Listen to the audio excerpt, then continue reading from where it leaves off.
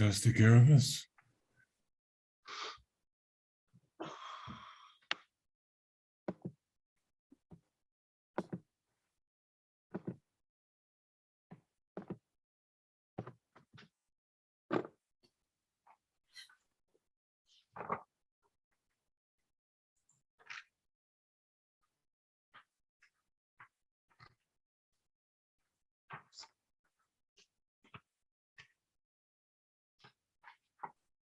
Planner Strong, good evening. Good evening, Mayor.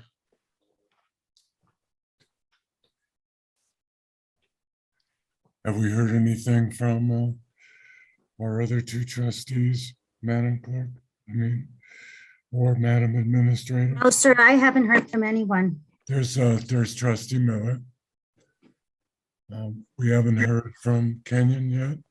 No, sir. Okay, well, we still have another minute or two.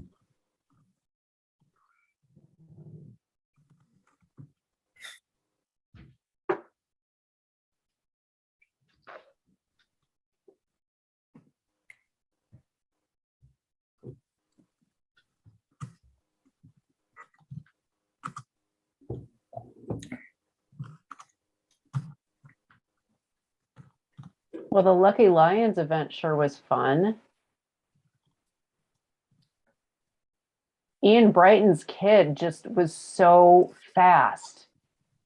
Really? It was unbelievable. And Mayor Pro Tem was no slouch either. I was at the finish line handing out bananas, but Mayor Pro Tem did a pretty good job, and so did He Planner runs all Strong. the time. That's all he does is run and ski. But it was really fun. So kudos to everybody who put that on. I'm looking forward to that again next year. The competition was slim in the Social Security division. I'll just say that. I was afraid Trustee Lowell would show up and leave me behind. Anyway.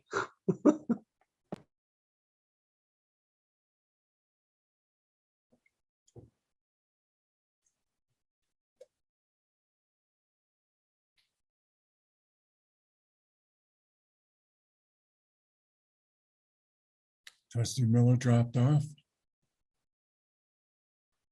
She just has her camera off for the He's moment. there, sir. Yeah. Okay, all right. Okay. We didn't hear anything from Kenyon yet.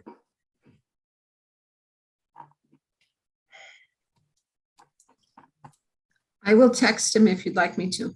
Please. This is a very important meeting.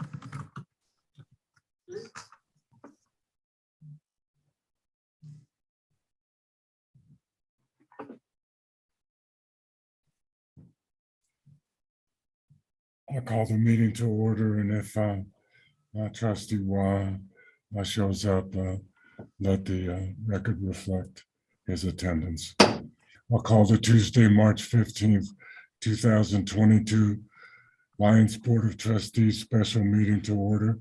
Could we please have the roll call, Madam Clerk? Yes, Mayor Angelo, Present. Mayor Pro Tem Browning, Present. Trustee Lowell, Present. Trustee Rogan, Present. Trustee Caravas, Present. Trustee Miller, and Trustee Wah. Please all rise and recite the Pledge of Allegiance. I pledge allegiance to the flag of the United States of America and to the republic for which it stands, one nation, under God, indivisible, with liberty and justice for all.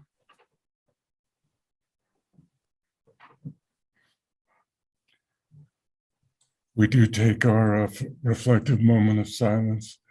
Please keep in mind the almost 1 million victims of COVID and their families.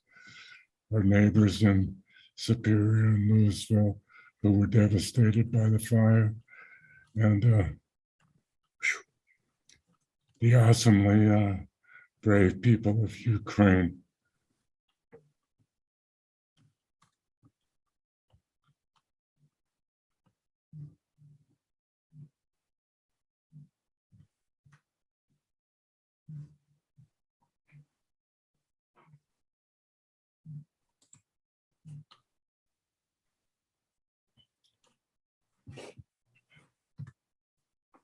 Thank you.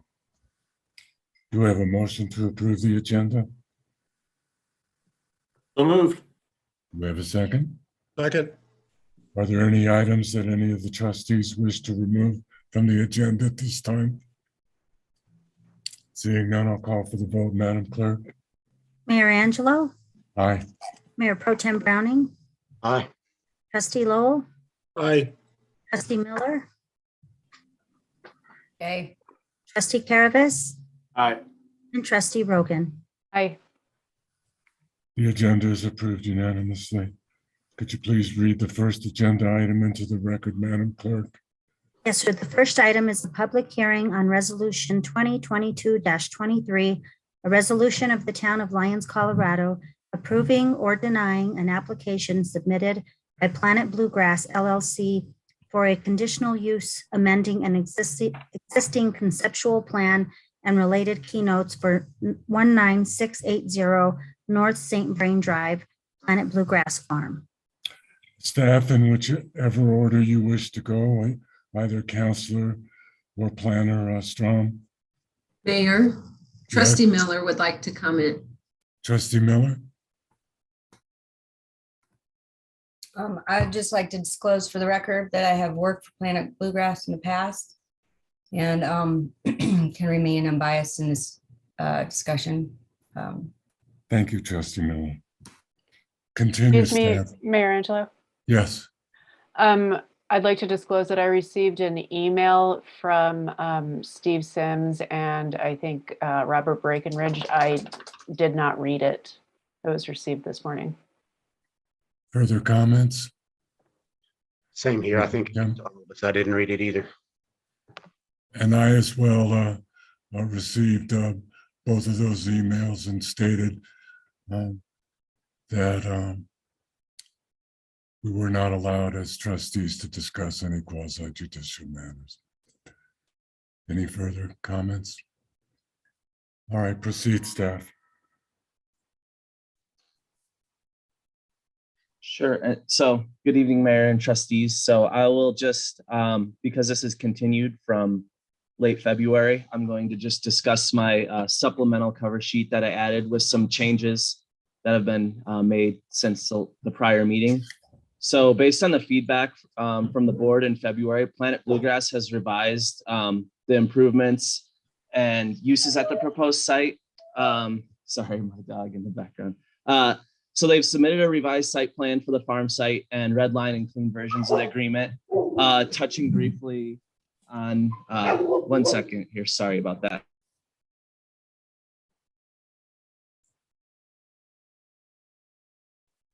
Sorry, fighting like cats and dogs, literally. So they have reduced the camping in the south grazing area for major events to 600 people per day. And the accessory residential unit within the storage building has been removed from the proposal. And the number of mid-tier events have been reduced to 5 annually, along with major events have been reduced to 10 annually.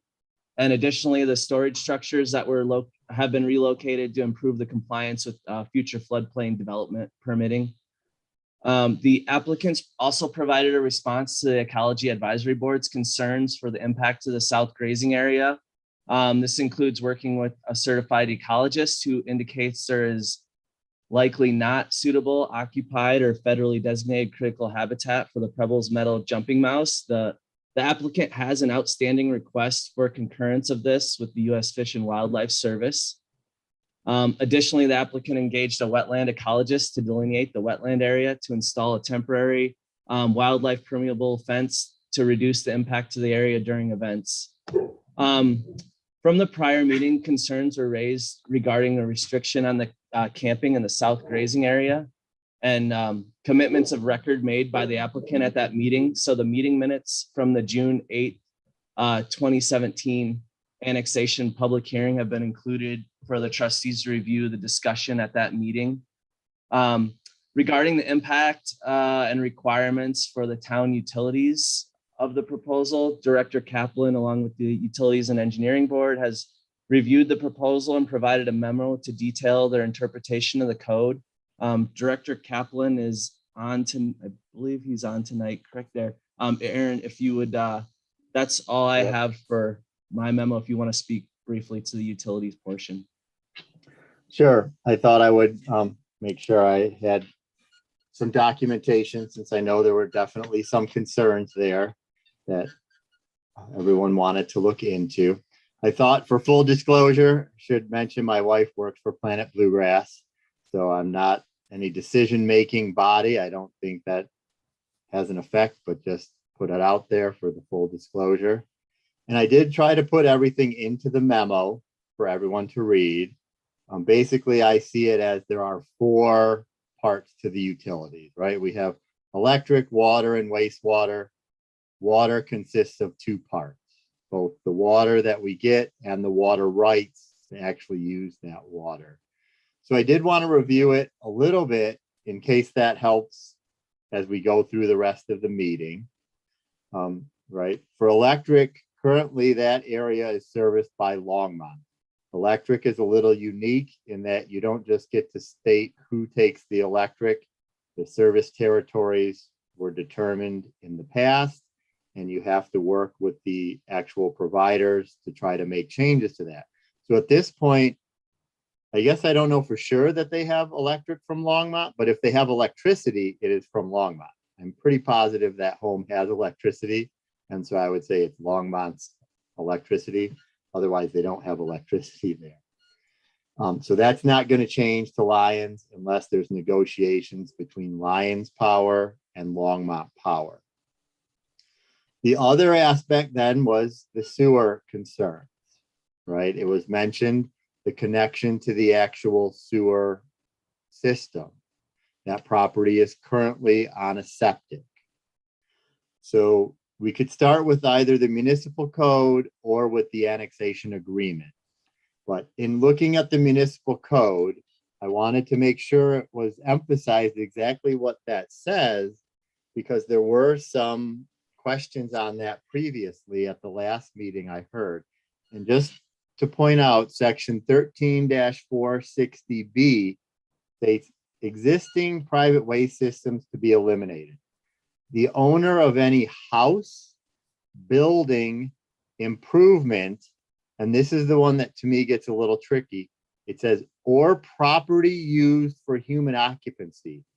It doesn't really state property. It's a whole term in that parentheses. Property used for human occupancy, property used for employment, property used for recreation, or property used for other purposes situated within the town.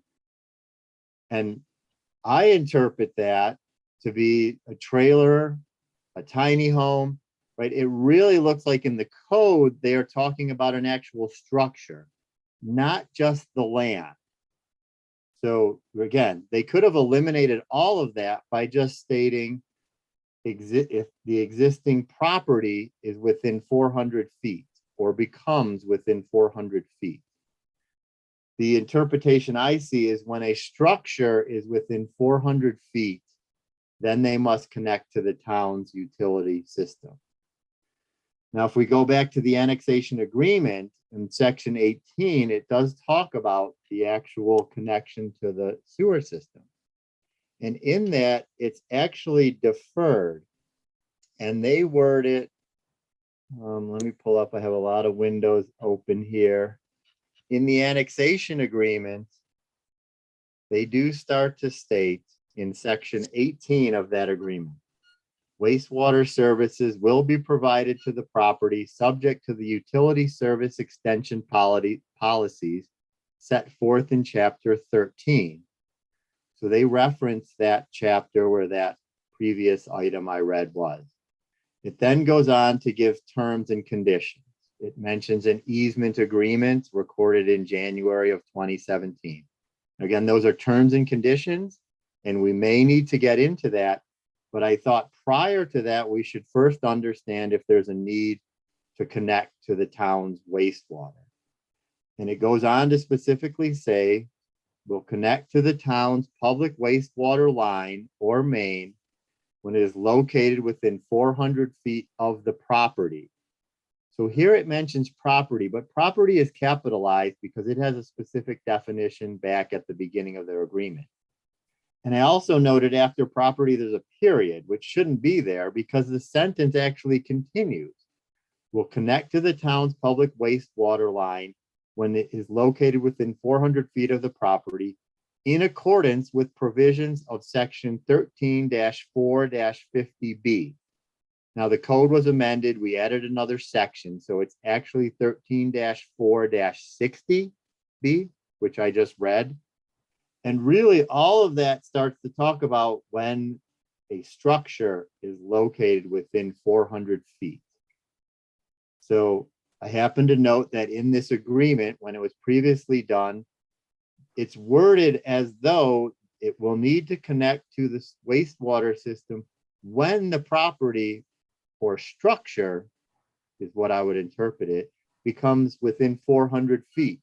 So if the town's wastewater system actually expands out Apple Valley and the structure is within 400 feet, because it currently is not, the actual structure that is on that property, I haven't looked at it and measured it myself, but have been told it was 500 to 600 feet.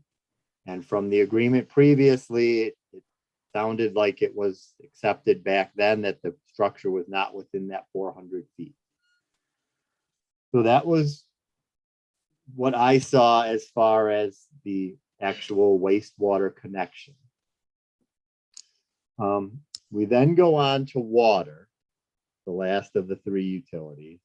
And again, as I mentioned, we have water usage and water rights to deal with. So on the water usage side, because that's a little more straightforward, I wanted to point out that that property has a tap already. It was connected to the Lyons water system previously. And that actually has used 3,000 gallons a month, which is the standard average. The average has been about 3,000 gallons a month, 2,000, 3,000, 4,000. But looking at it, averages 3,000 gallons a month, the standard for a residential location. As was listed in the modified farm site plan, that there does not appear to be any additional usage that would bring this property to start using over the 270,000 gallons that are allowed with a 3/4 inch tap. Now, the one item discussed is the actual farmhouse. Sorry, I was looking at something else, is the actual bathhouse. And you could go out and try to request the actual calculations that the bathhouse could use for the 15 days. Again, is what I read in there was that that would only be used for 15 days to determine the maximum additional usage.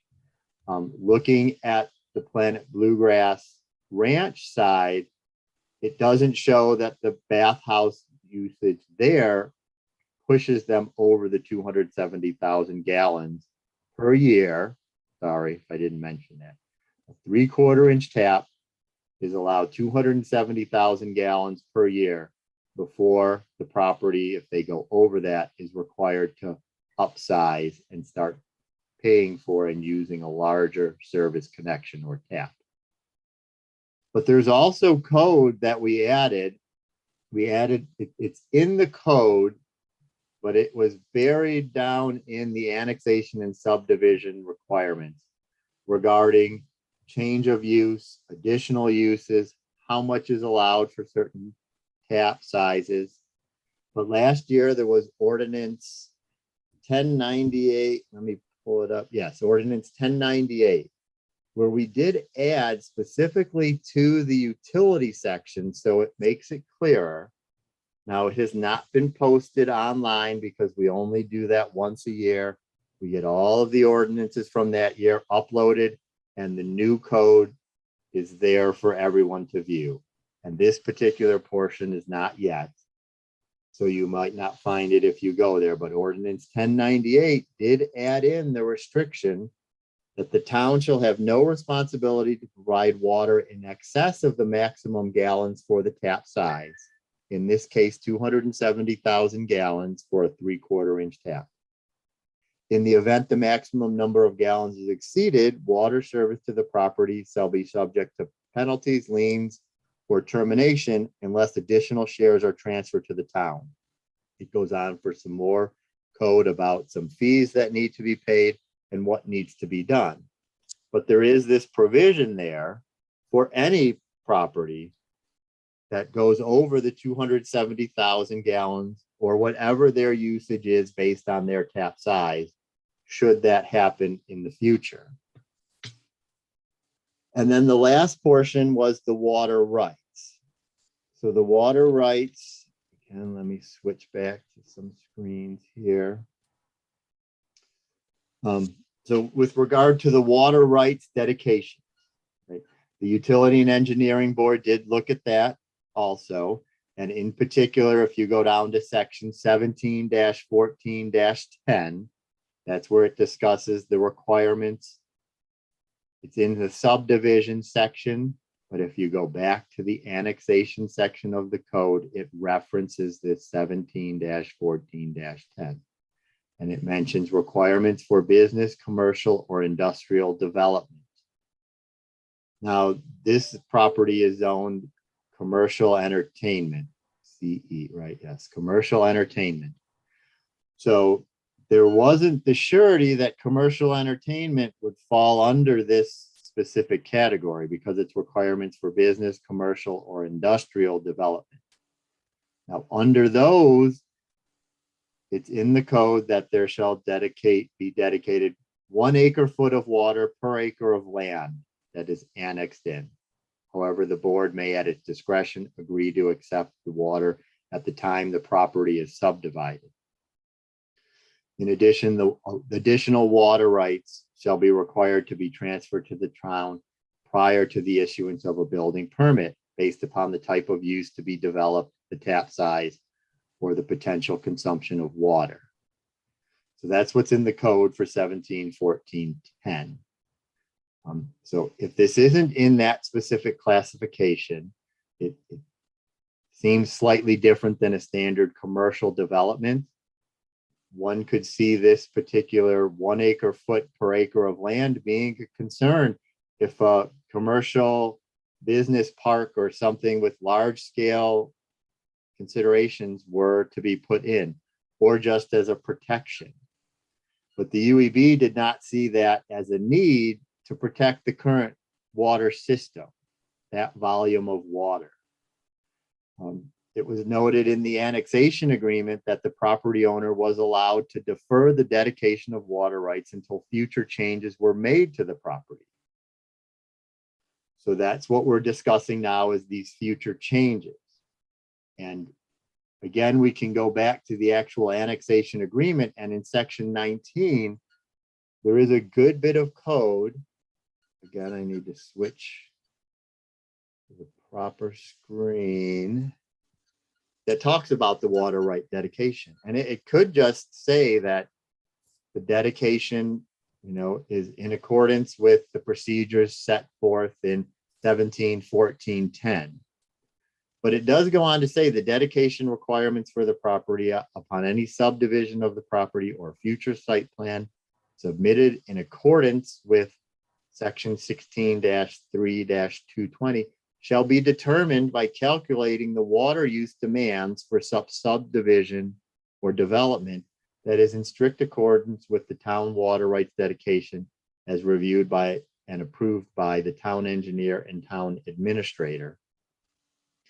In lieu of CBT units or other water acceptable to the town, at the sole and absolute discretion of the Board of Trustees, the annexer may be required to pay cash in lieu at the current rate.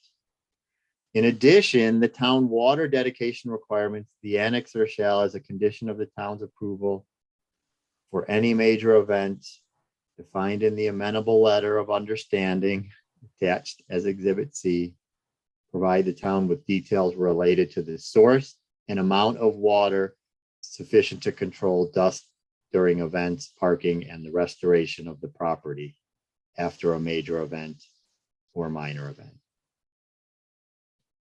So again, looking at the water rights dedication, there is some interpretation that that is going to be based upon the uses, because this zoning is different than a standard business zoning or industrial zoning. It is commercial entertainment. I believe it is the only commercial entertainment zone. I may be wrong on that part, but that's what I wanted to follow up with for the utilities, just before going into the meeting or before going into the discussion.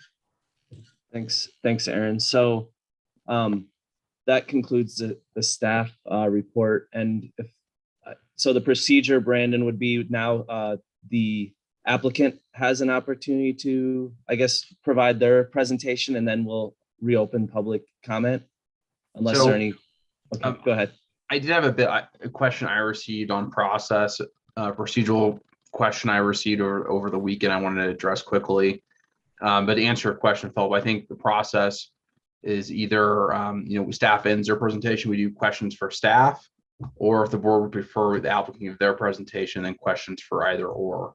But we certainly do presentations first, then we open the public hearing. Then the applicant has the opportunity to rebut the comments made at the public hearing. We close the public hearing, motion second, discussion, any amendments, so on and so forth. So that's a general outline of the process. The question I received was about general code compliance, whether that's incorporated into the review criteria, which is, I believe, are in 161730 or 16730. And I have a couple of comments to make on that. And that's, first, if you look at the review criteria, they're outlined in 16730. A number of the requirements in that list do incorporate other portions of the code, including the utility regulations, the land use code, and others. And so to the extent that the review criteria incorporate other portions of the code, those should be considered as part of the review criteria. In addition, section 16710, which is kind of the preamble of the conditional use process, does have a broader scope associated with the review of conditional use applications. And that is that any conditional use must be compatible and harmonious between the conditional use and the town at large. And to the extent in which any code nonconformity creates an issue with harmony and compatibility of the town at large, that was also something that either needs to be addressed with the condition of the approval, or the use must be denied. And so I would just, as you review this under the review criteria, keep that in mind, that incorporates other pieces of the code within this review criteria, and that there is a general requirement that the conditional use be harmonious and compatible with the town at large, which could also pull in other pieces of the town code. Finally, if there are still a concern that this conditional use application will result in violations of the town code, you can always condition the approval upon compliance with the municipal code upon pulling a building permit, which is the recommendation I've received from other municipal attorneys and speaking on this issue. So just some food for thought, in addition to all the other pieces we need to consider as part of this complex process. With what I know is a general concern with code compliance, given kind of the scope of this application, and really the awkwardness of using the conditional use review process to review what's a pretty expansive application. And so I think at this time, if there's any questions for me or the rest of the staff, or if the board would rather continue to the presentation of the applicant, we should do that at this time. I prefer that the Board of Trustees have the opportunity to question either you or staff at this time, Counselor. Okay. And I have a question, a very specific question. Are there any other allowed septic systems within the town of Lyons? Not that I'm aware of. There are none.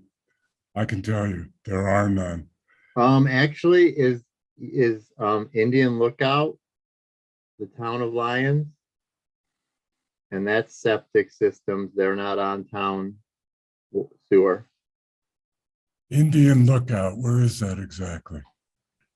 That's just on as- Go ahead. Go the ahead. west side of Highway 36, right before Riverbend.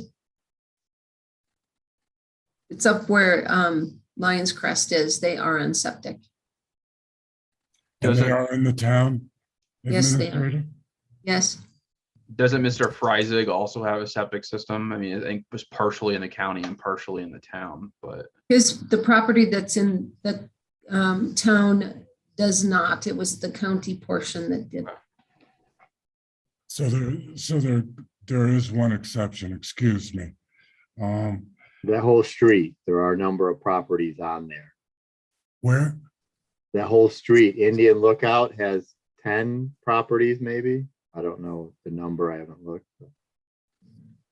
Is the reason for that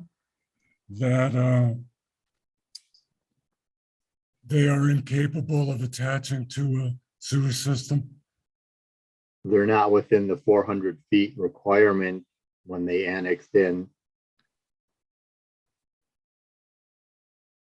That's interesting because if I recollect correctly, at the annexation stage, a municipality is required to provide services.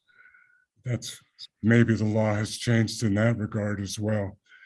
But regardless, in this particular situation, attaching to the waste system is not extraordinary. It's at basically the annexation stage. And if I'm correct, Counselor, I believe that this could be a requirement of approval. Is that not correct? I think certainly it's already in the annexation agreement as a requirement. So if the board would like to further refine what it says, or the board's further inform of the board's interpretation of that annexation agreement, we could do that. It has a direct relationship to the annexation. Thank you. All right. Are there any questions for staff at this time? Mayor Pro Tem. Taking it back a step, is Planet Bluegrass requesting to connect to the wastewater system as to the existing house and as to the bathhouse? Or how would you do a bathhouse without connecting to the wastewater system? That's the staff. My understanding of the agreement was they would connect if and when they built the bathhouse, regardless of it was within the 400 feet, which is listed in the code. The code currently says you annex in, you must connect if you're within 400 feet with a structure. So again, Planet Bluegrass annexed in, the structure was not within 400 feet. So by code, it would not have to. By annexation agreement, it lists property, which makes it where the attorney said it might. And if the bathhouse connected, it would depend how that was done. That gets into the question of, does the bathhouse have to connect to the water tap independently? That may be another question. I look at the code that says any new structure has to connect to the town water, but it does not say you have to tap directly to a main. For me, when I developed and worked on the ADU requirements, it was that the ADU was required to connect behind the current meter, specifically so that there would not be a second connection to the main. And that other accessory dwellings don't need to connect to the main. They could connect behind the existing meter. I do not read the code to state you must connect to a town main and have a new tap or service connection. I read it that you must connect to the town municipal water. So if they were to connect behind the current meter to the house, they would not need to to connect to the sewer system unless that structure was within 400 feet based on the code. At least that's the way I see it. Oh, Attorney okay. Dittman. Brandon has his hand Go up. ahead, Mayor Pro Tem, go ahead.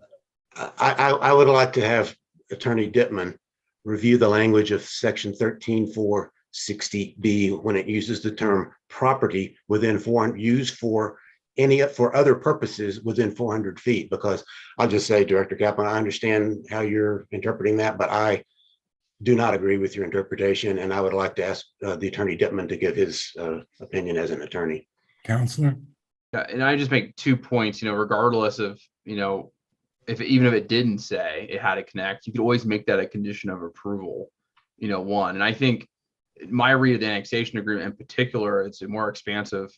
It says that the property is within 400 feet. The property is defined as the exhibit, which is the entire farm property, and that you can always abrogate your rights that may exist under the code. And so we have to go to the more specific, which is the annexation agreement.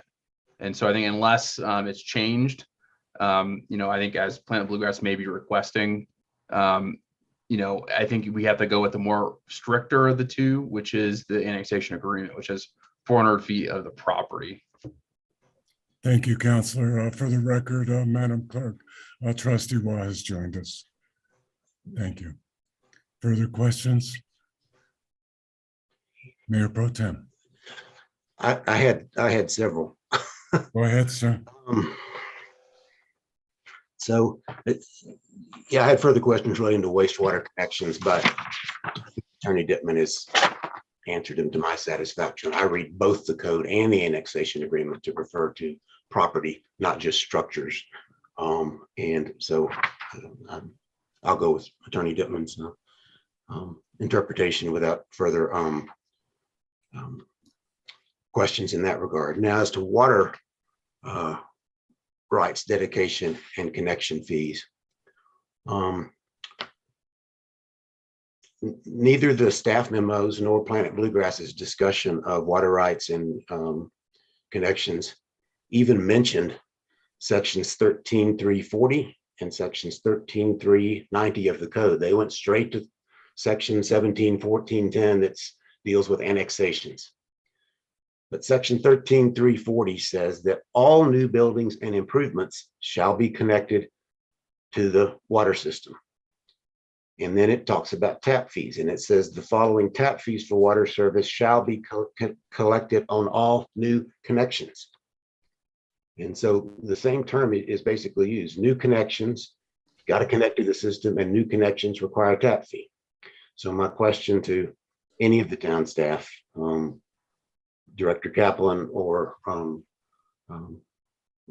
Planner Strom or Attorney Dittman is, can somebody tell me what tap fees are anticipated to be owed from Planet Bluegrass when the existing house and the bathhouse are connected to water and sewer?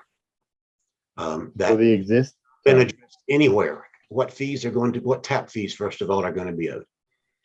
Director Kaplan. the existing house is already connected to water. Right. That's what I was trying. They're not going to have a tap fee for the existing house. If the existing house connected to sewer, I would see it requiring the 8,500, the standard sewer connection fee. Sorry, thought I tried to mention in the last portion where we were talking about the required connection to the water system. I read that, but I do not read that to say you must connect to a main. You must connect to the water system. You can connect to the water system behind an existing meter and still connect to the water system. That is the exact reason why an ADU was required to connect behind a meter. When I worked on and developed that code, that was part of the reasoning that was brought to the UEB, was to require somebody to connect behind the meter so they would not have that service charge, and that would help for an ADU. Or if it was just an accessory building, you could go out and require them, but I was just pointing out that I didn't see it in the code that an accessory building had to require with a new tap or service connection. I believe there are a number of existing places where there are accessory connections behind the meter and you have multiple structures on one meter. Okay. I guess I'll let Attorney Dittman. Yeah, I mean, just to put I mean, I think the code addresses that. It says that you must connect either a main or a line. So it allows you to connect to either. It doesn't say you have to connect to a main in particular. Director Kaplan, I think we're speaking a little bit different language here. You keep bringing up accessory dwelling units and accessory buildings, and what was called an accessory dwelling unit, that's out of the picture here. We have, as I see it, neither an accessory dwelling unit nor an accessory building, if there is even such a term in the code. What I'm looking at, and you're talking about behind the meter and why that was done for ADUs, and I understand all that. We don't have an ADU here. What I'm looking at is the language of the code. It says all new buildings, and the bathhouse would be a new building, shall be connected, number one, and that the following tap fees shall be collected on all new connections. It doesn't say head of the meter, behind the meter, or whatever. It doesn't refer to metering at all. It says all new connections pay a tap fee. And I guess I would ask Attorney Dittman for his interpretation of that section of the code, which is section 13.390. If there's a new connection, I think it owes a tap fee unless otherwise waived by the Board of Trustees, which is a process for that as well. But it seems a plain meaning to me. So that's also the meaning that I will adopt in considering this application. Now, just for the record, so there's no confusion, obviously in multiple places in the code, it gives the board the authority to waive all of the tap fees, water rights, so forth.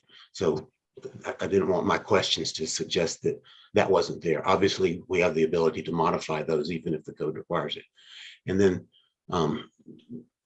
but my last question is really the same thing as to water rights. Let me get something basic here that also hasn't been addressed. There was existing water service to this property before Planet Bluegrass, Mr. Ferguson or Planet Bluegrass ever bought it, correct? Was connected by the prior owner? Is that right? I believe so. I haven't looked back to when it was connected. I think it's fair to say it was before annexation, though. Right. I'm sorry, Brandon, I didn't hear you. Oh, sorry, it's kind of connection was breaking up. I think it's fair to say that it happened before annexation, that there was already a water connection there. Right. They haven't been applied, no connections until now been applied for since. So the next question then as to water rights is, was, I guess at the time, a CBT share put up when that connection was made by a prior owner? I believe most of the properties on Apple Valley, I don't know about this one, they were allowed to connect in regards, I'm trying to think of the word, for allowing an easement across the property of the water line. Right. And I know that there are a number of properties on Apple Valley that were allowed to connect and they pay twice the rate for water and that type of thing. But have we confirmed that a CBT share was put up for this property when it was connected? Now, I think generally that was done in Apple Valley, but I'm asking about this specific property. Do we know? Because I remember last year when we were totaling up all the CBT shares, there was a big lump entry that said 11 or something like that, 11 shares, Apple Valley connections. But my question is, do we know if a CBT share water rights was put up for this particular property? I do not. I did not think they were put up for any of the Apple Valley property. I guess I'd ask the town clerk, is there a way to check that property by property? Yes, I can. As from 1987 through 92, there was several shares put up for what they called at that time, the Apple Ridge Group, the Apple Valley water users. I can try to go through that and see if I can find per property. So see if that will help.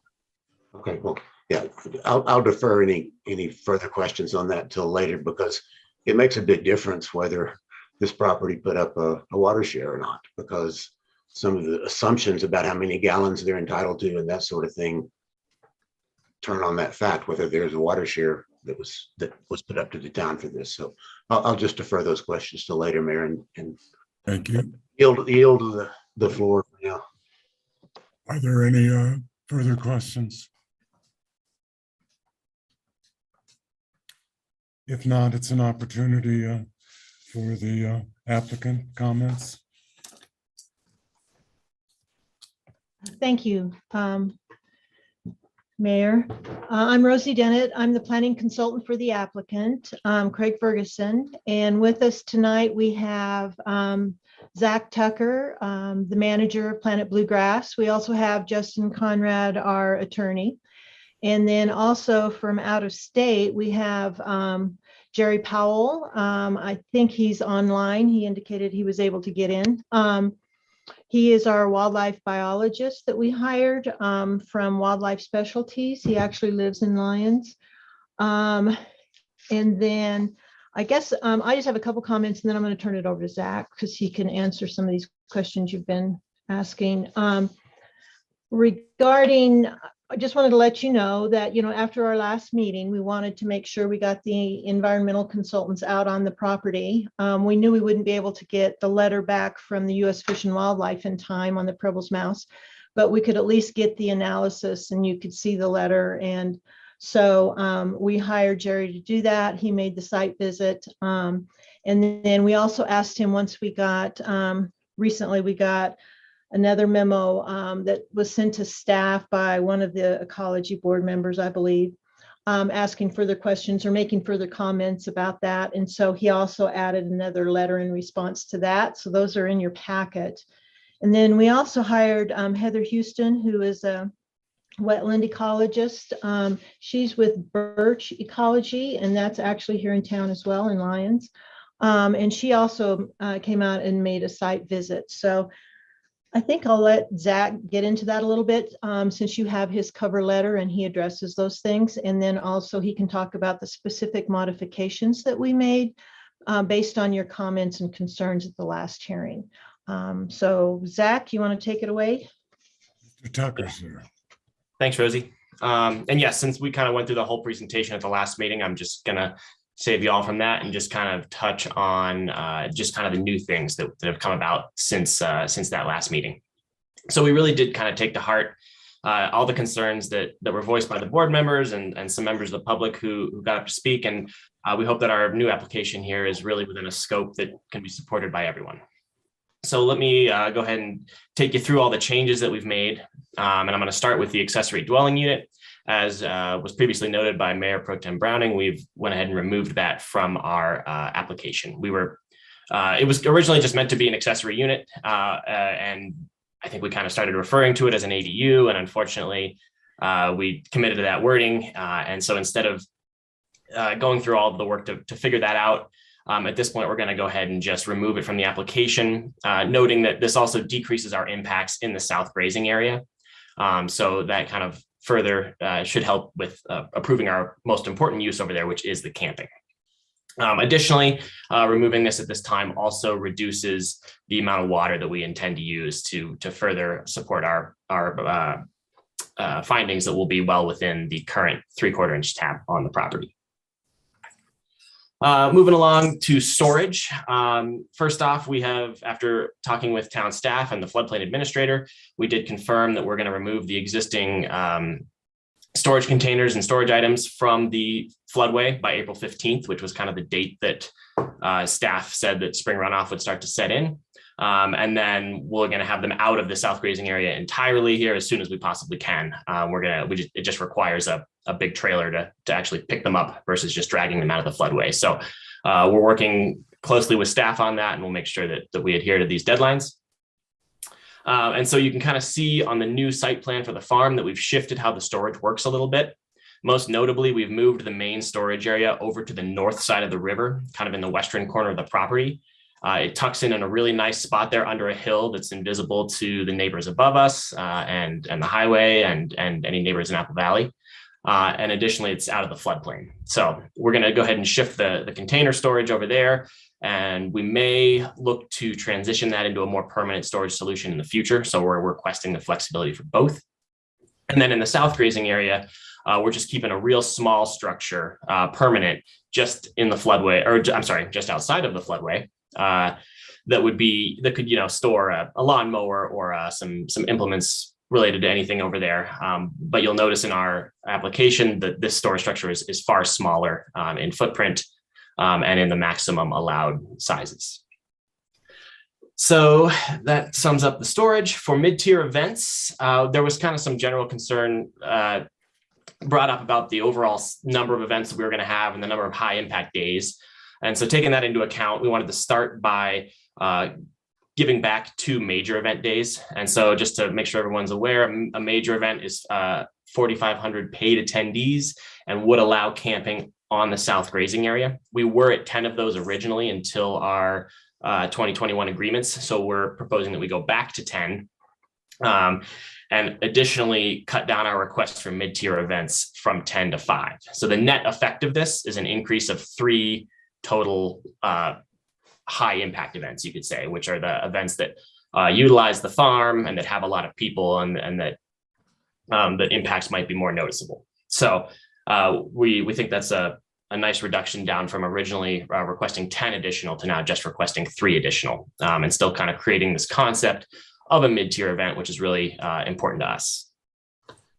Additionally, we'll note that with this reduction of major events from 12 to 10, that's now reducing the number of days that we would be requesting to camp in the south grazing area from 12 to 10 days because camping is only allowed in conjunction with those major events. So it's further reducing any kind of impacts over on the south grazing area. When it comes to curfews, I do kind of recognize that since we are allowed an unlimited number of outdoor minor events, that there was reticence to extend our weekday curfew from 9 p.m. to 10 p.m. So we're going to go ahead and remove that request and we'll happily leave our weekday curfew for minor events at 9 p.m.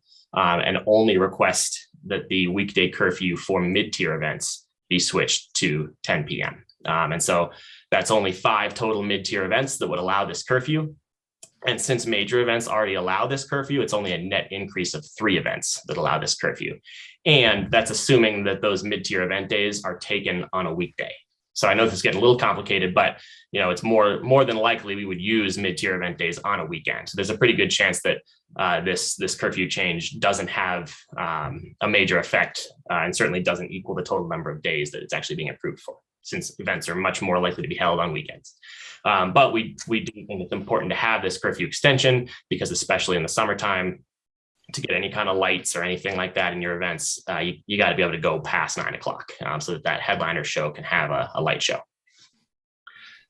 And then popping in the Environmental Advisory Board comments, as Rosie noted, we did hire a wildlife biologist and a wetland ecologist. We did a great site walk with them.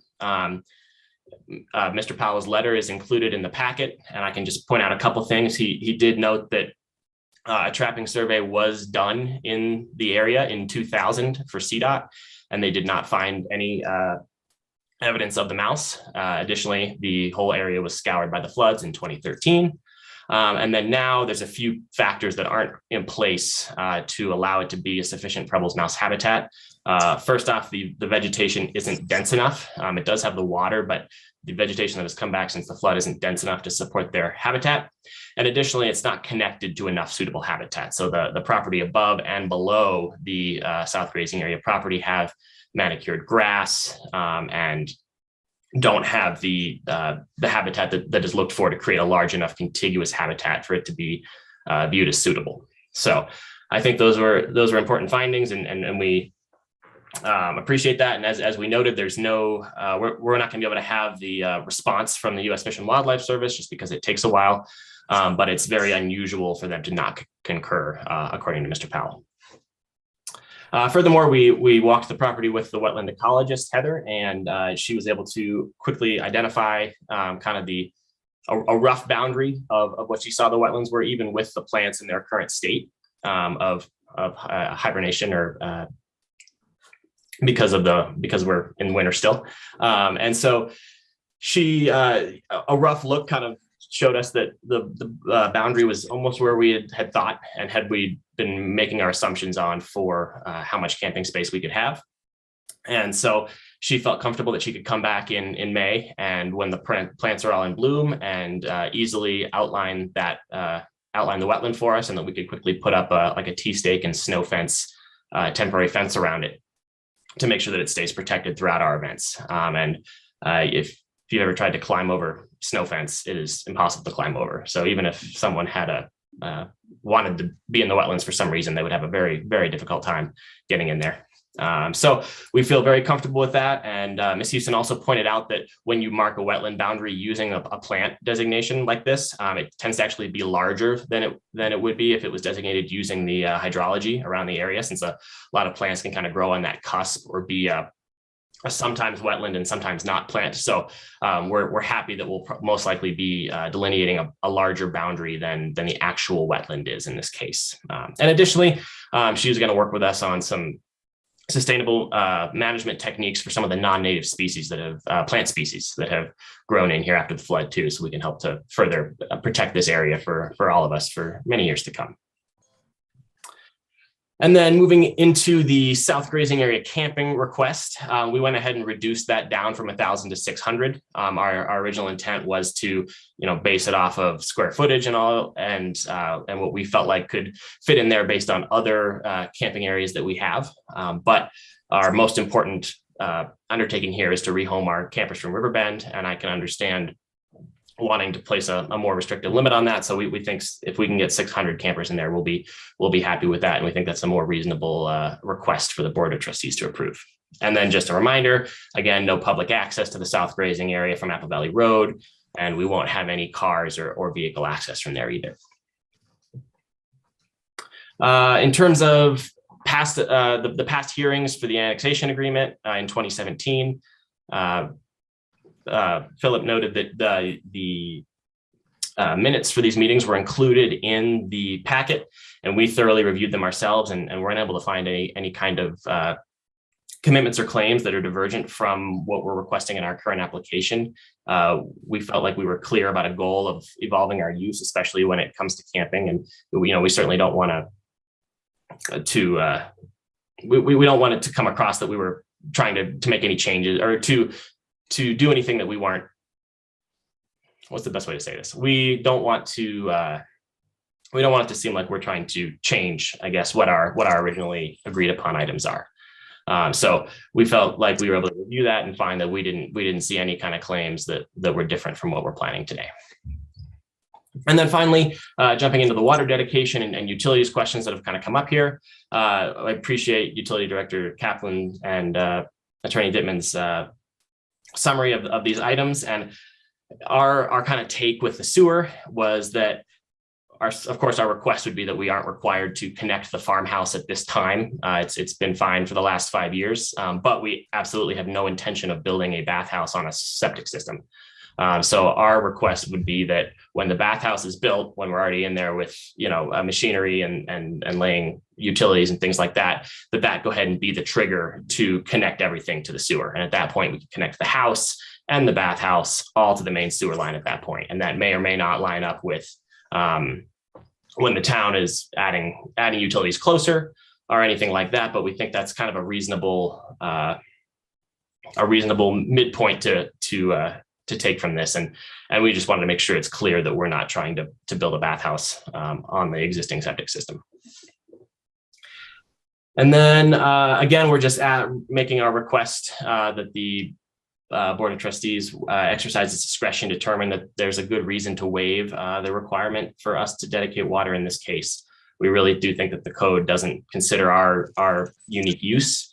And especially with the removal of the ADU, we further proved that our use of the property will be well within the 270,000 gallons that we're currently allowed on our existing tap.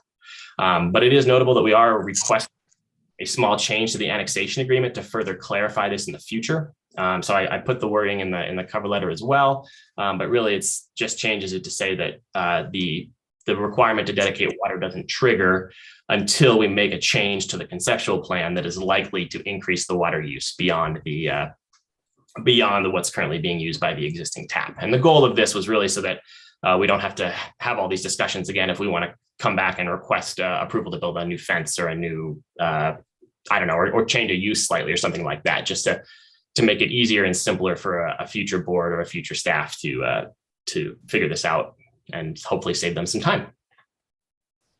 And as noted at the previous meeting, we're also open to discussions around alternatives to the lodging tax, as Trustee Browning had discussed, but we would request that those take place once this project is complete. And so that sums up all of the changes that we put together based on the response from the Board of Trustees and the public at the previous meetings. And with this, I'm happy to answer any questions.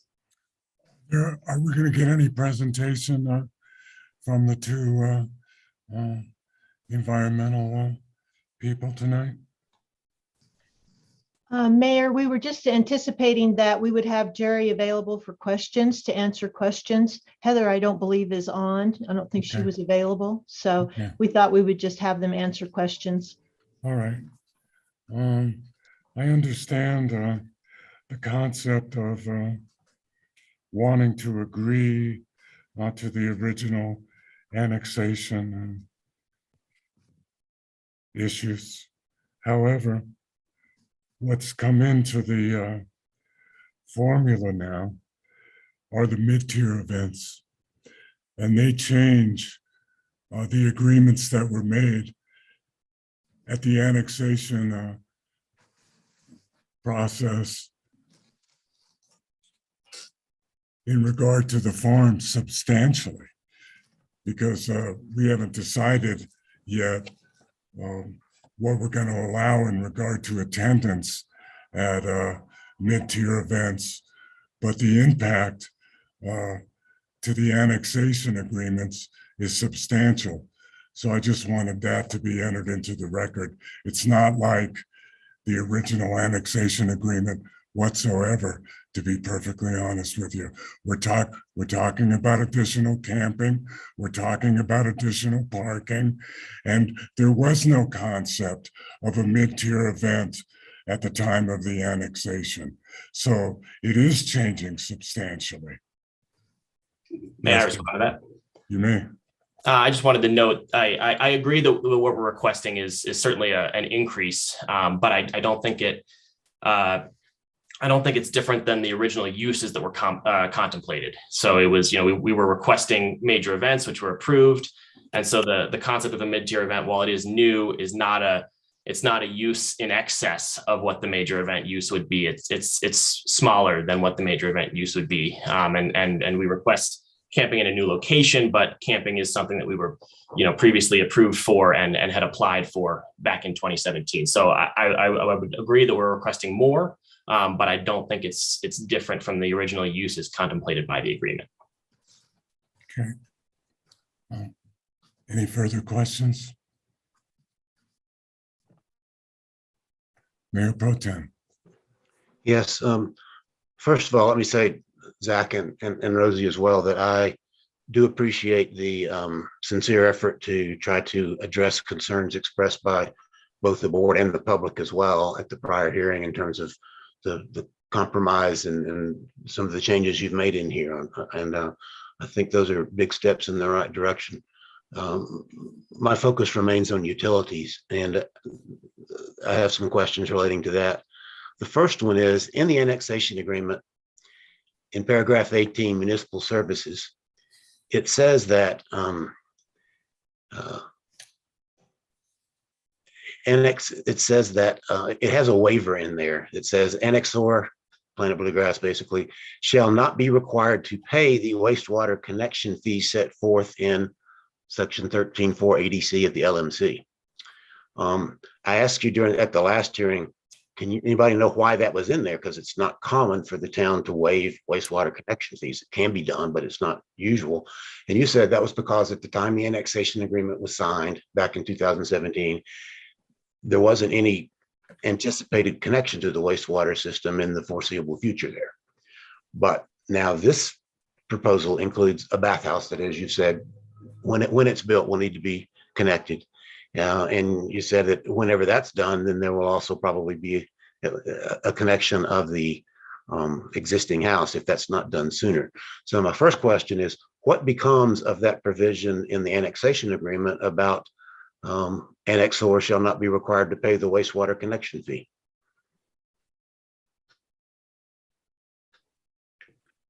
I'm not sure if I'm the best to answer it from a legal perspective, but I would note that taking into account that the reason it was included originally was because we were not connecting. It would certainly be our position that it's understandable that we would be needing to pay it when we did connect. Ideally, that would occur when it was time to build the bathhouse.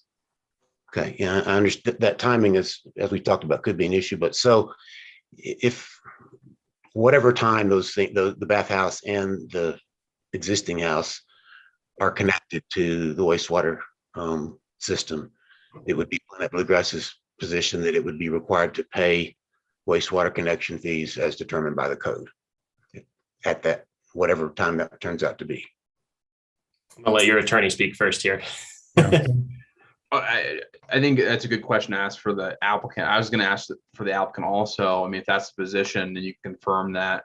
When we get to the step of the process where we are looking at the annexation agreement, amending it, would you be amenable to taking out that exception or waiver provision in response to your position when we get there? This is for the conditional use. These are all related. I think the ability to serve utilities as property and for the new use is important for the conditional use process. But I think as part of this discussion, it'd be good to know.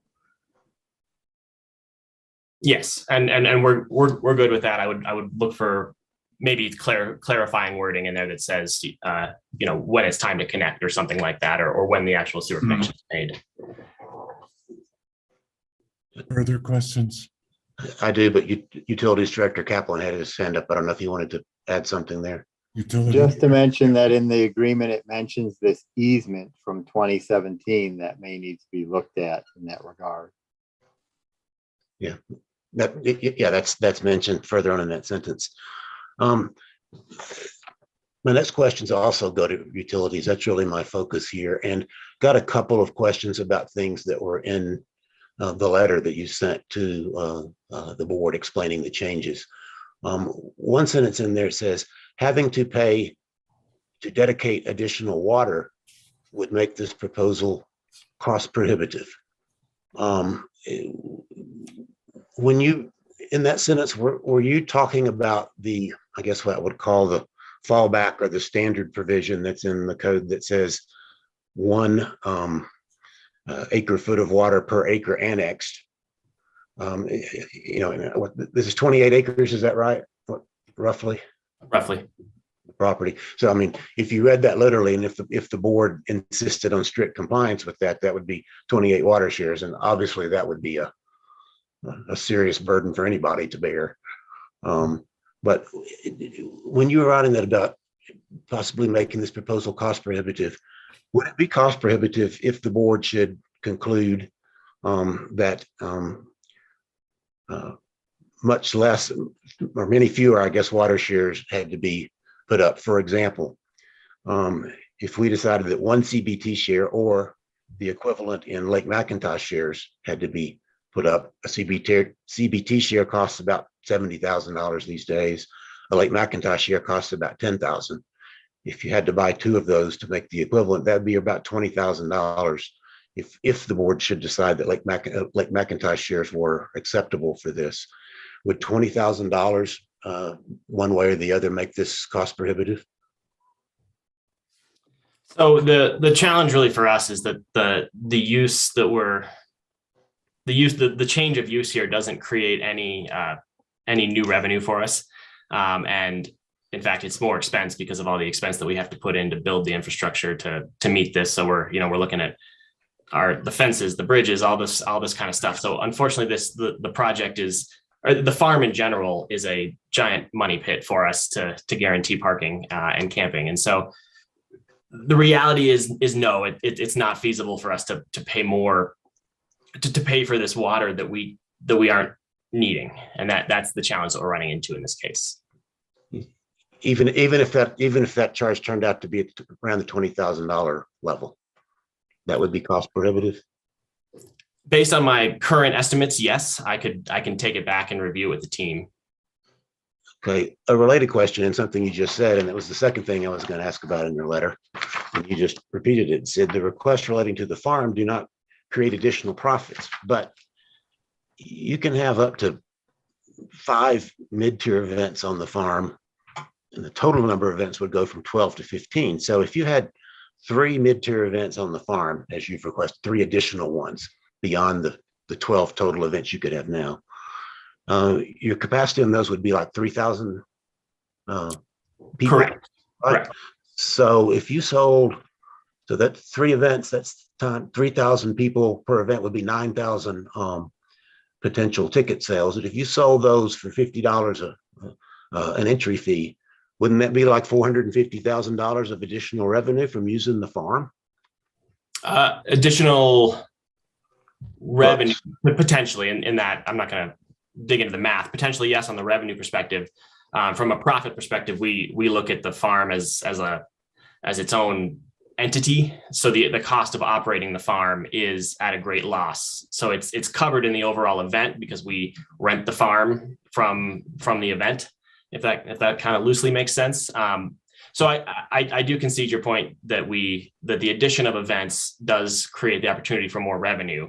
But it's the piece that is challenging for us is that it's paying for a water use that we're not incurring or have no intention or plans to incur, and that we are unable to incur because we're limited so strictly by the zoning. So that's kind of where we're coming from on that. Okay. I mean, my question is just what you're requesting you would hope to make profit on the mid-tier events, I assume, or you wouldn't have them, correct? Yes, that is correct. And our claims regarding that are more related to the camping and parking piece, that the general operation of that section is not a profit center. Okay, that's all my questions on that subject. And again, thank you for the changes you have made. I think they advanced the ball here quite a bit, and I appreciate the effort that you've made. Thank you. Other questions?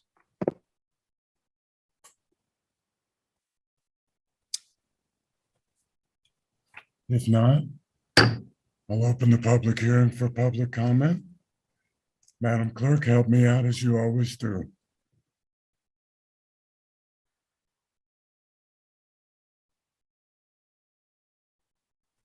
Mr. Robert Brackenridge has his hand raised, sir. Mr. Robert Brackenridge, your name and address for the record, sir.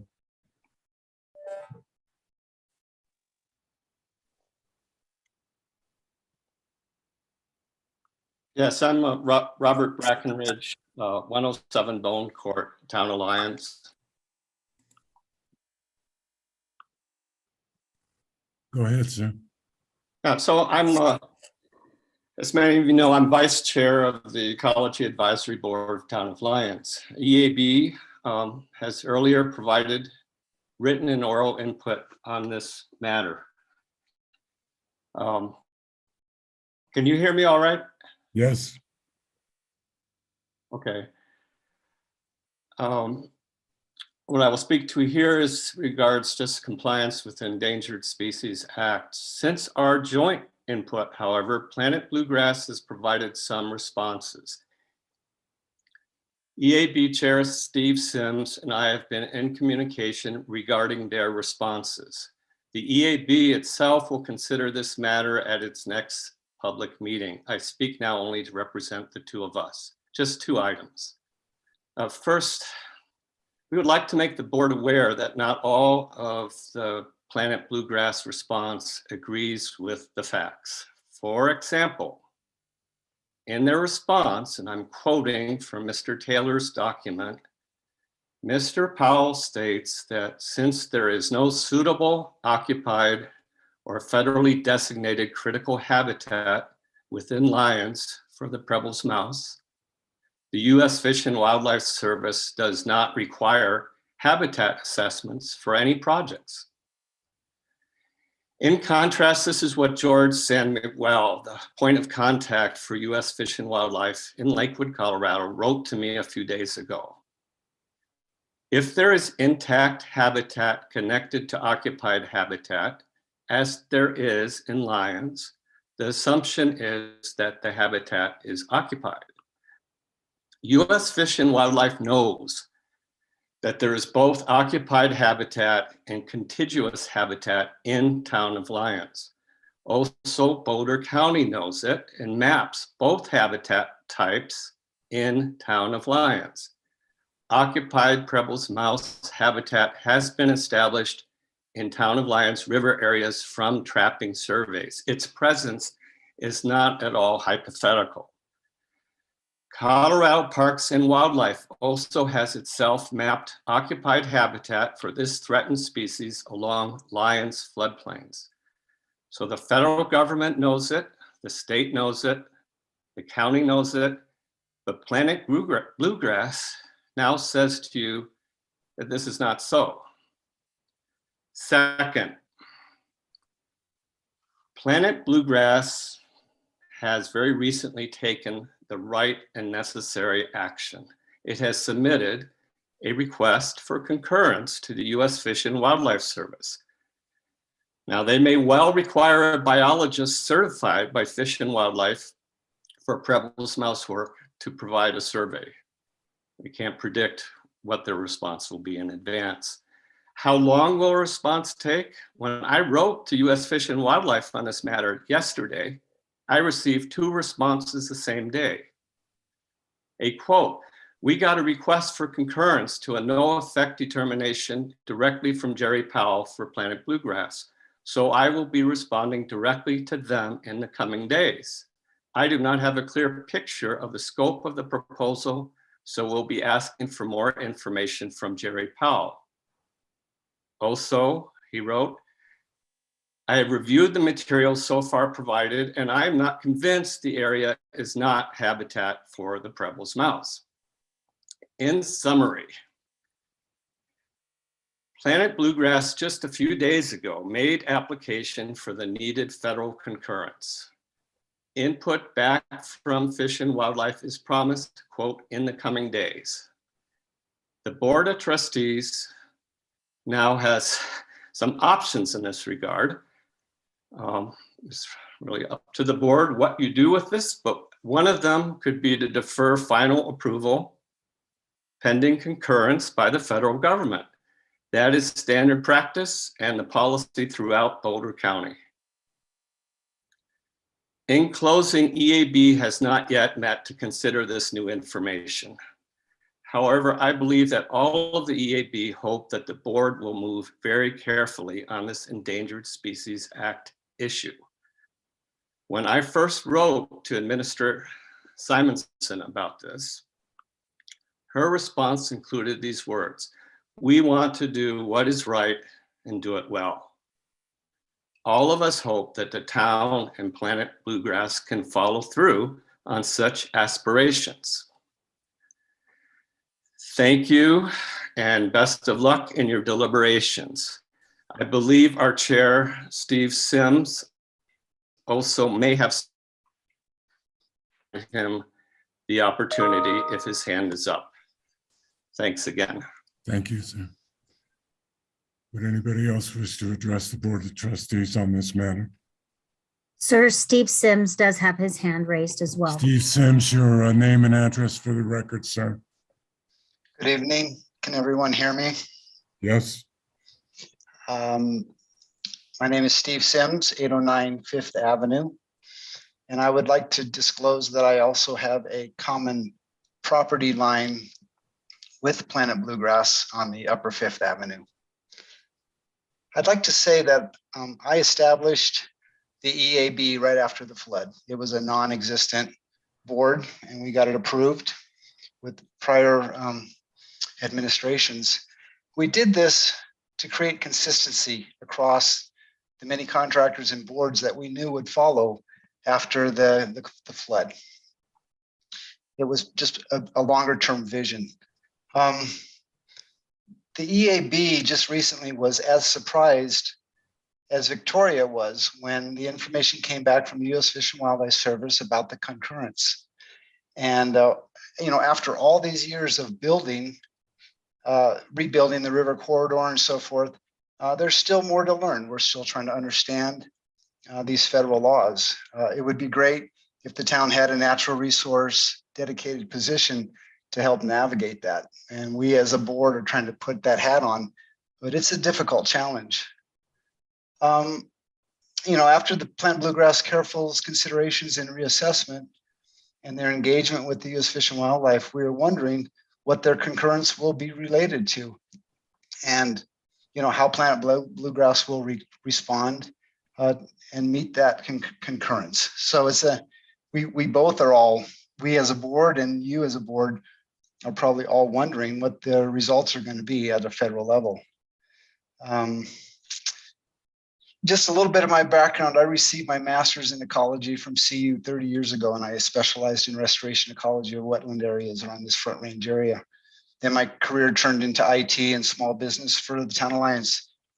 I reserved the www.townalliance.com when you first established, and I taught Shirley Johnson how to use a PC in those early days, and I've worked with a lot of administrations through the town. So I think there's consistency with this town. Planet Bluegrass, when I first moved into town, they had their entrance going along, you cross over Highway 36 and turn immediately to drive along the river corridor, the riparian corridor. And I approached Craig and Sally with my new restoration ecology hat, and I told them about the riparian zone, and they, within months, they modified the road, they modified the access, they understood the importance of the riparian corridor. And as a young ecologist, I was completely, impressed with what they did and jazzed, and it energized me. Planet Bluegrass has been receptive to discussions along ecological importance. For years, I sold trees and shrubs, and they bought a number of them, and quite a bit of the vegetation around their area is vegetation that I sold them that's now well established. And I think the Planet Bluegrass family appreciates, the ecological beauty that we have today. I think that they understand that there's a draw to Planet Bluegrass and to this new farm because of the ecological beauty that this whole river corridor has. And so if we as an EAB and we as a town can work with them ecologically going forward, it's a win-win for all. And if you look at the revenue stream in this community, I would say that the greatest draw is our ecological robustness, health, bird watching, hikes, trails. It's a massive revenue generator for this community, including Planet Bluegrass. I wouldn't even be surprised if, the South Camp area could get a premium camping rate because it's a nice area. People love that kind of that feel. So going forward, I would like to offer the EAB to work with Planet Bluegrass. If you do site surveys, we walk with you. And work with their ecologist and talk about their planting, talk about their species selection, talk about the riparian corridor and fish habitat after the fuel spill. There's been numerous conversations trying to improve the habitat. So, I guess going forward, I look forward to working with Planet Bluegrass, the Ferguson family, to try to better the whole ecology of this community. So thank you much for listening. And I yield my time back to you. Further comments?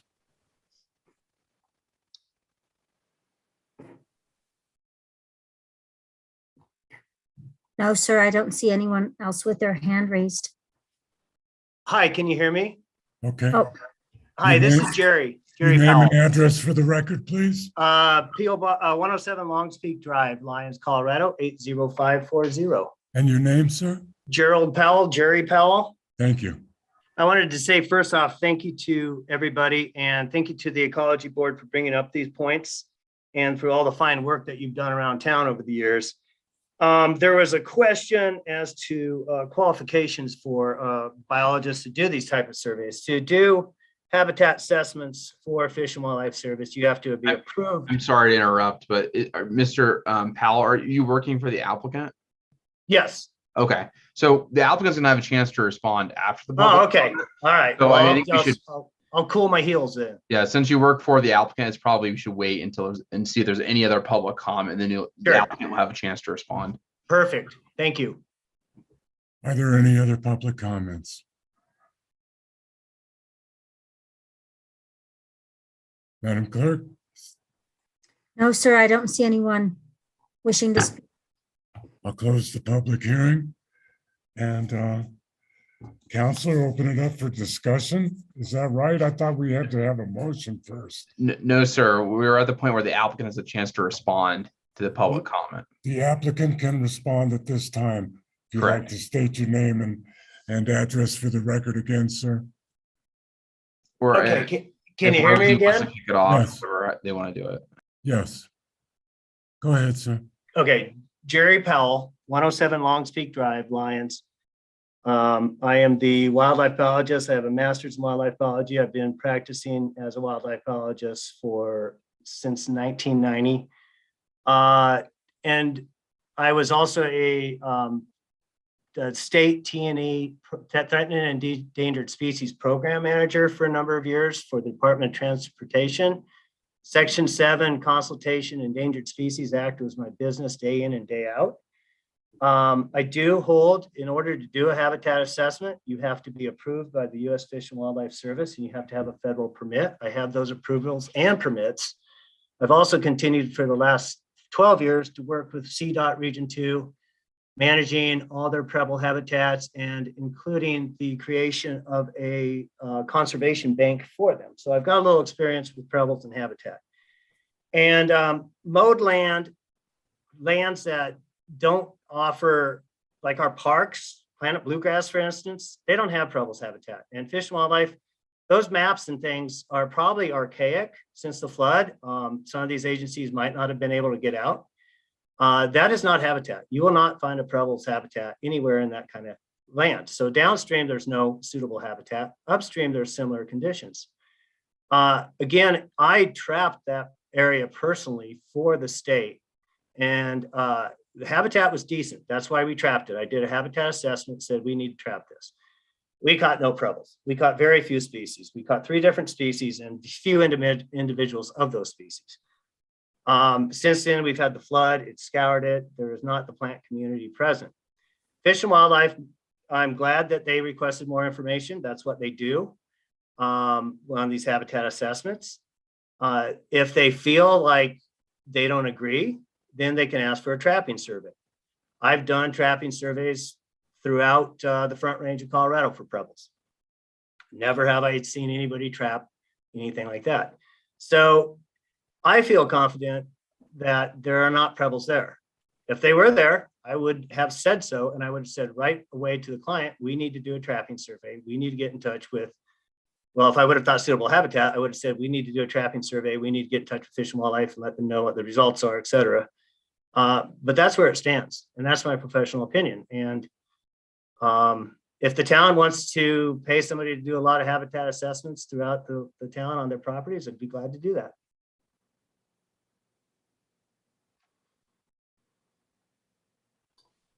Are there any further comments from the applicant? Thanks, Jerry. I just wanted to kind of follow up and finally, from the Planet Bluegrass perspective here, we appreciate Steve Sims' comments, and we're certainly happy to continue to work with the EAB and our wildlife biologists and our wetland ecologists to make sure that we do properly take care of this area, because it is an important piece of the Planet Bluegrass experience. And Steve is right that, you know, when we, as someone, as myself who does, you know, music festivals like this, and I stand on that South Grazing area property, I can't help but think how amazing of a camping space it would be, and how cool it would be to let our people, you know, and our festivarians enjoy this awesome space. So we're certainly committed to taking care of our environment and our world. It's a huge tenet of our business, and we're excited to continue to move forward with this ethic. So with that, I think that is all of our response. No other responses. Okay. Now I believe it's time to entertain a motion.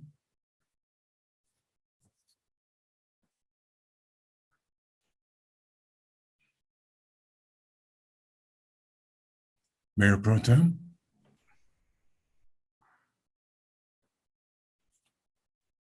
You're muted. You're muted, Mayor Pro Tem. Apologize, Mr. Button. In order to get the discussion going, and also with the intent of offering at least one amendment, I will move the approval of resolution 2022-23, a resolution regarding an application for plant bluegrass for a conditional use, and amending the existing conceptual plan and related keynotes. Do we have a second? I second that. We have a motion and a second. Do we have any amendments at this time? Mayor Pro Tem? You're muted again. Go ahead. Sorry. That's all right.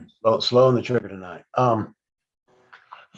I'm about to send by email, if my second computer works correctly, a draft of an amendment. I'll read it into the record so that it's understandable to everybody who's in the audience. But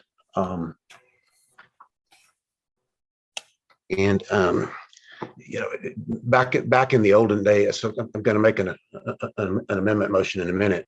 And while that's being received, I'll just say back in the good old days when we actual live meetings, the procedure was when you had particularly a lengthy amendment to make to a pending matter, you would go down to town hall early and make some copies. And when it was time to present the amendment, you would hand around paper copies to the rest of the board and to the town clerk and to the press when they were there, and anybody, you know, extra copies for the audience. But virtual meetings make it really hard to propose particularly lengthy amendments when you can't hand somebody paper, and particularly when you're dealing with a quasi-judicial matter like we have before us. You can't send them even around to your fellow board members before the meeting because it could be construed as ex parte communications. So I apologize that the amendment I just sent around may not be received by everybody, but I've sent it to all the board members, town clerk, town administrator, Zach Tucker, Craig Ferguson, because I had their emails. And here's the amendment that I would like to make, and I'll read it into the record. If for those of you that have access to emails, it may be easier to follow online than reading it. But here's the amendment I would make. It would add to section 3 of this resolution a new subparagraph F, and subparagraphs A through E are conditions that, like the PCDC and others put on this already. Here's the language. Planet Bluegrass shall comply with all requirements of the Lyons Municipal Code as to utilities, including provisions relating to water shares, connection fees, and base and usage rates for water and wastewater service.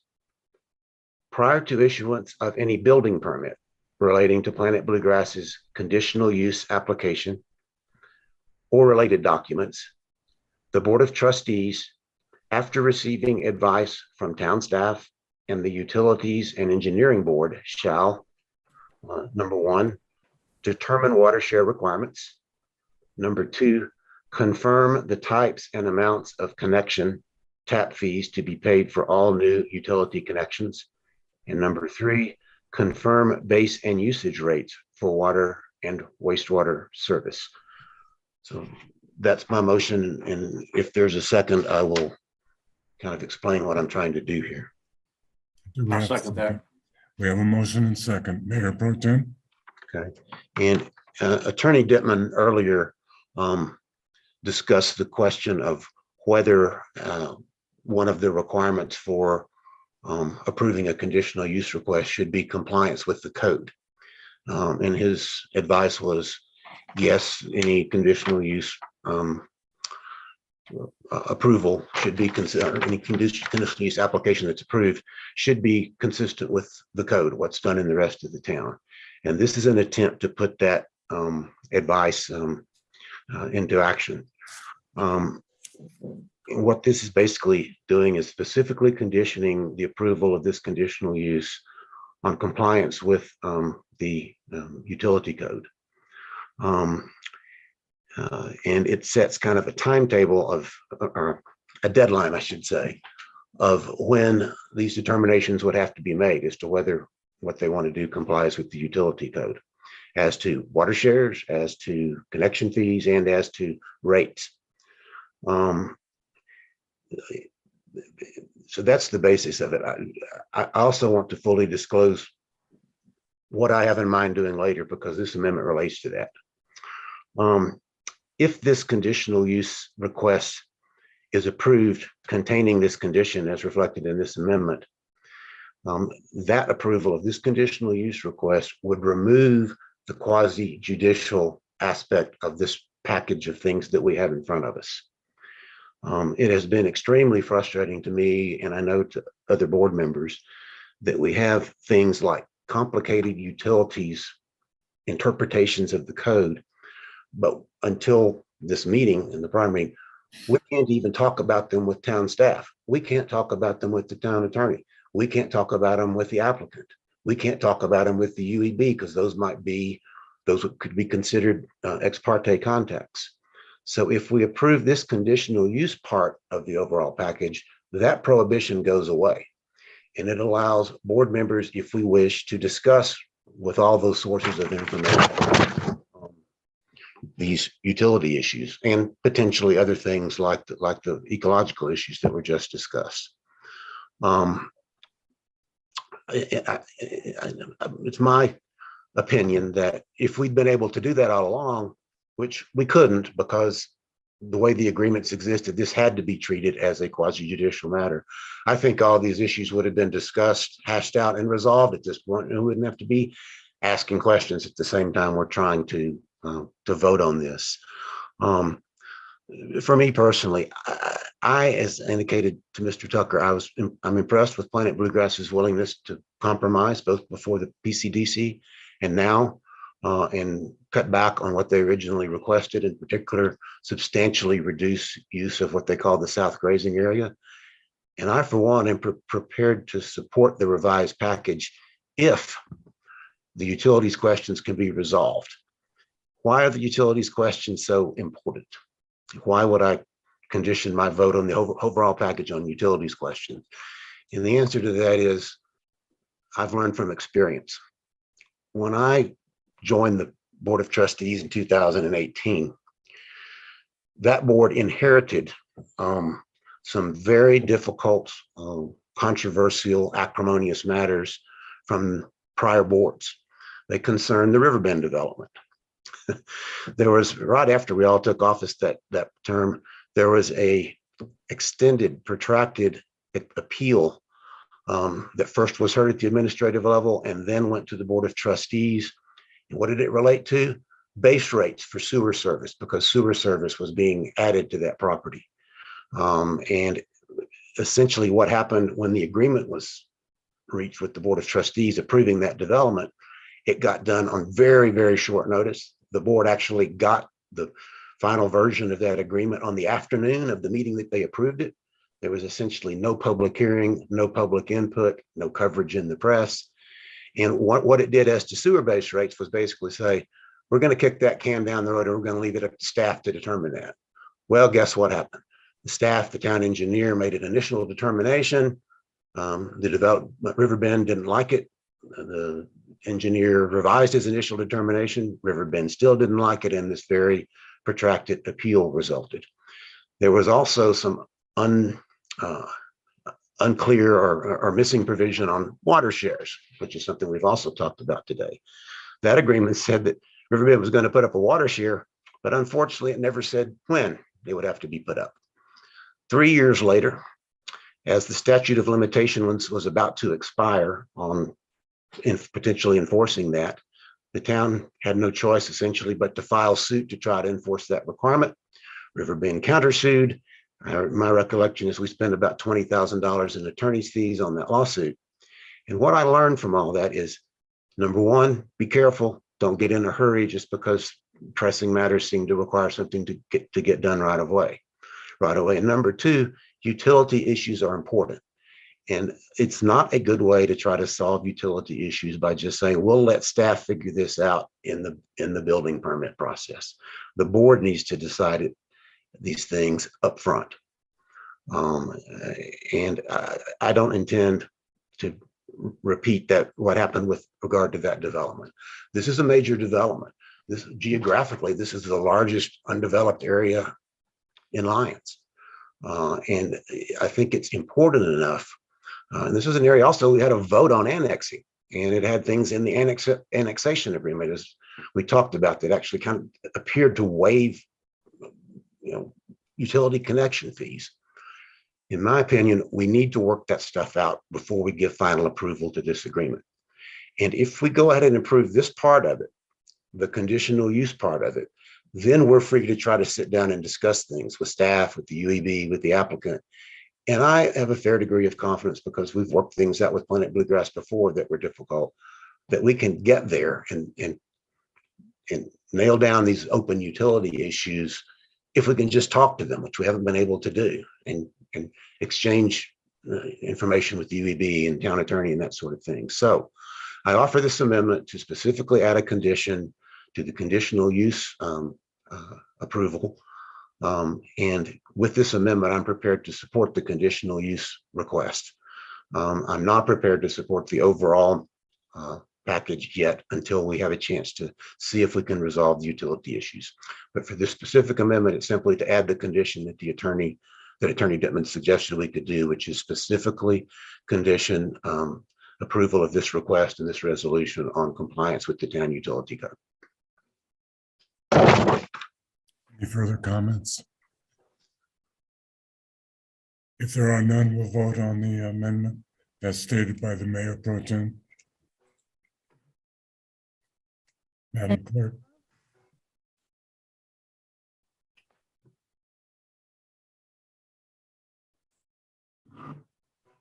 Madam Clerk? Can you hear me? No, hardly. Oh, Go ahead. Before we begin the vote, can I make one comment? I apologize. I just want to Go make ahead, sure we're sir. clear Go on ahead. one thing. Go ahead. The Mayor Pro Tem stated we can move, once we approve this conditional use, we can move past the ex parte restrictions. There still is another conditional use on after this. And so we'd have to resolve both of those items before all the ex parte restrictions on the other items are lifted. Understood, Counselor. Thank you for clarification. And Trustee Miller? Yeah, I just want some clarity on this. So Trustee or Mayor Pro Tem Browning, I'm getting some feedback. Does everybody have their microphone on? We can hear you. Okay. So you're just saying that they need to comply with the town code as determined by the code for anything moving forward? Is that, I mean, you're not putting any stipulations on them now as far as what they need to do? No, it specifically says basically that before a building permit is issued, so it's not something they have to do right now. It leaves some of these interpretation questions that we have been talking about to ultimately to the board to be decided before a building permit is issued.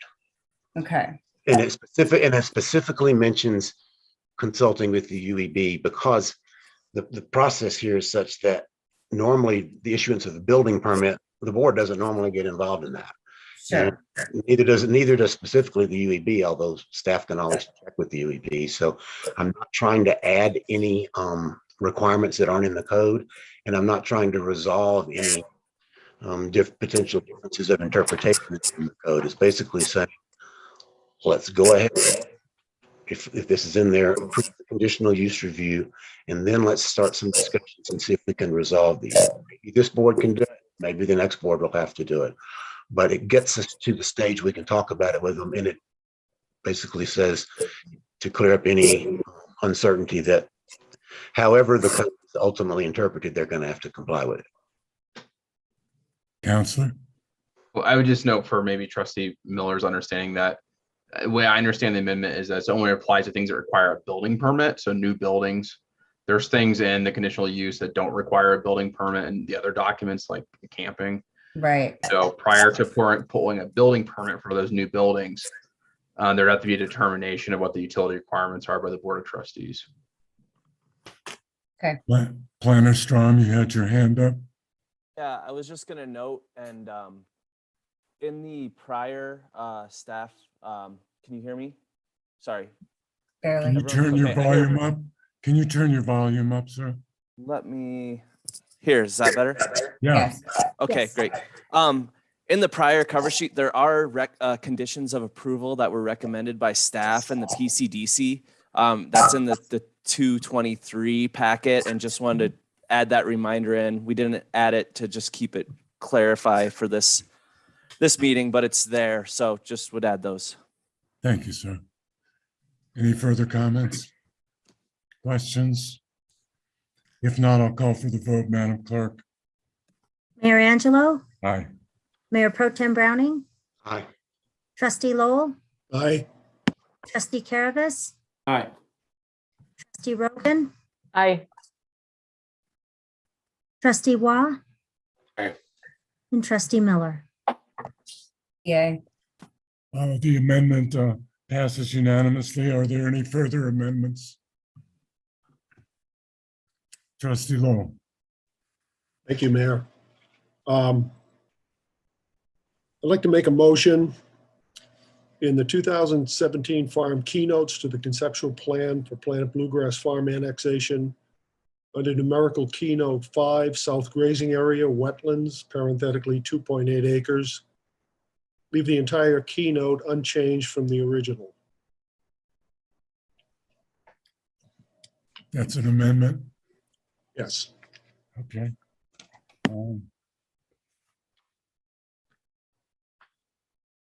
If there's a second, will you elaborate, Trustee Lowell? Yes. In that case, I'll second. Thank you, Mayor. I made this motion the last time and I'm making it again. It goes without saying that I certainly appreciate the changes that Planet Bluegrass has made to some of the plans for the South Grazing Area since the last meeting, but the fact remains that we're still talking about development, which while limited is still in the riparian zone. You know, the roots, compacted soils, mowing, all things that are associated with the campground in that area. That area should never be developed in any fashion. It's interesting to note that that same sentiment was expressed in the June 8th, 2017 board meeting when the annexation agreement was first being proposed. Once when a trustee attempted to change the same keynote to allow 150 campers on an experimental basis, and that motion was defeated. And then it was reinforced when the board passed a motion to not allow camping at all on the south side. So that annexation agreement went forward to the voters of the town who believed that the south side would not be used, and the annexation vote was successful. Our trust with the voters is now being compromised if we change this agreement to allow camping in this area. My fellow trustees will note there were at least 5 comments and emails in our packet tonight from residents or Apple Valley neighbors opposed to this expansion on the south side, precisely because they were led to believe that originally that this area would not be developed. I'm not going to talk about the value of the undeveloped riparian land or the habitat values of this property. Those should be obvious, and Mr. Breckenridge and Steve Sims both spoke to those tonight. But I'll remind again my fellow trustees that the town of Lyons has officially adopted the Sustainable River Corridor Action Plan that espouses ecologically responsible development within the riparian zone. And in fact, the new comprehensive plan framework states that the town should, quote, adapt the natural and built environment in respect to the natural functions and processes of the river. So the board in 2017 recognized the value of leaving this south grazing area developed, and I hope this board will as well. Thanks. Thank you, sir. Further comments?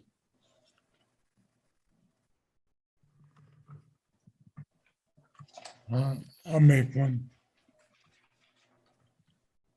I find it interesting that we would vote as a board of trustees to protect the river that borders the old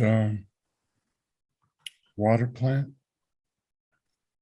That's not a riparian area, and yet we took that action. I don't know whether in our minds it was for recreational capabilities to not privatize access to the river. But personally, I think that this area is much more sensitive. I'm not buying the concept of revegetation. I'm not buying the concept of vegetative reestablishment on any of the parking areas, because I saw what happened in Bone Park, and that also had an original condition of vegetative reestablishment. And if you ever looked at it from above, after years of use as a parking lot, you could see that it was scarred. So I'll be voting for this amendment based on the sensitivity of the area. Any further comments? If not, I'll call for the vote, Madam Clerk. Mayor Angelo, Aye. Mayor Pro Tem Browning, No. Trustee Rogan, No. Trustee Caravas, No. Trustee Waugh, No. and Trustee Miller. No. I think Trustee Lowell got a vote. Oh, I'm sorry. I didn't see, I'm sorry. I started at this end of the I'm gonna screen. keep you in suspense for that. And Trustee Yes, Lowell. yes. The amendment fails 5-2. Are there any further amendments?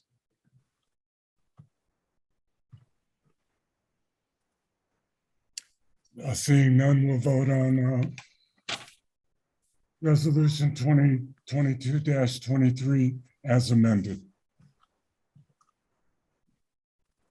Mayor Angelo, Aye. Mayor Pro Tem Browning, Aye. Trustee Lowell, Aye. Trustee Caravas, Aye. Trustee Rogan, Aye. Trustee Miller, Yay. and Trustee Waugh. Aye. Resolution 2022-23 passes unanimously. Could you please read the next item into the record, Madam Clerk? Yes, the next item is a public hearing on Resolution 2022-24, a resolution of the Town of Lyons, Colorado, approving or denying an application submitted by Planet Bluegrass LLC for a conditional use amending an existing site plan and related keynotes for 500 West Main Street, Planet Bluegrass Ranch. Staff?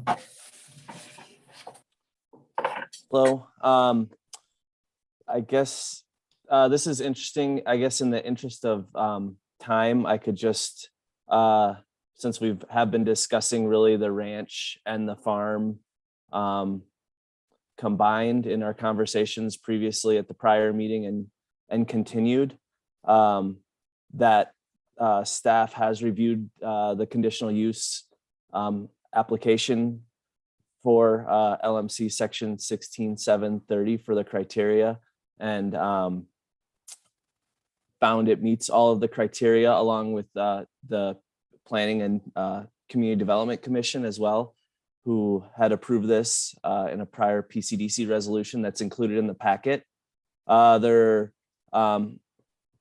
so with that, there were conditions of approval that were also provided by staff and the PCDC as well.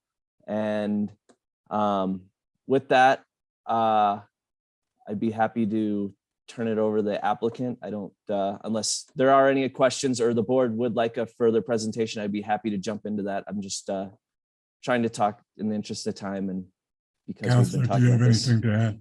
Yeah, it was, I think if I agree with Philip, I think we are well aware based on 2 meetings about kind of what's going on here. There is one key distinction in the keynote recommended conditions of approval, which are included in the resolution draft, in that we're adding a new section P to the keynotes as a recommended condition, which would basically codify the way to modify these agreements. So you may remember that the farm agreement does say how to modify it, and the ranch does not. So that's the one difference in the conditions. So other than that, I think I think I agree with Philip that we can probably move on to questions at this time. Okay.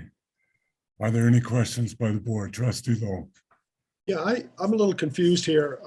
We're now talking about Planet Bluegrass Ranch, and I'm looking at the materials that are attached in our packet. I guess that wetland ecologist letter really doesn't apply to the ranch. There's no wetlands there to speak of, is there? No, I don't think there is. I think it's just kind of the difficulty of so many documents being posted. They kind of got posted twice under some. Okay, but can I ask a question? I know we already voted on the previous resolution, but I have a question about the Lyons Municipal Code in regards to wetlands that I wasn't able to ask at the previous resolution. It's my bad. Is it related to this item or is it related to the last item? I guess it's related to the last item.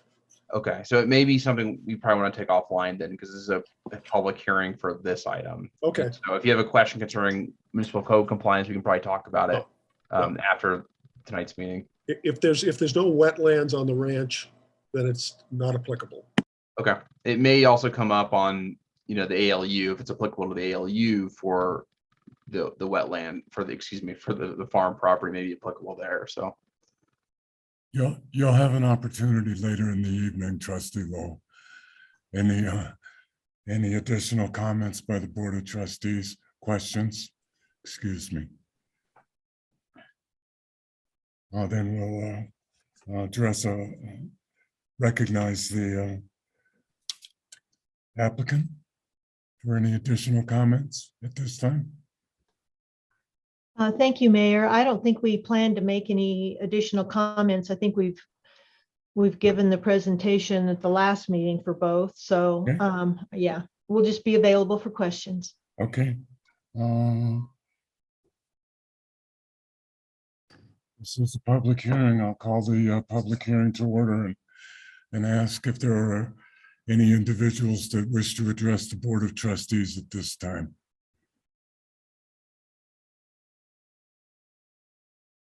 Madam Clerk.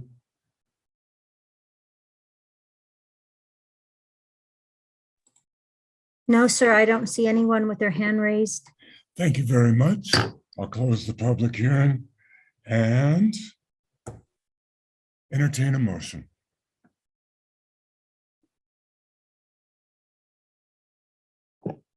Mayor Pro Tem.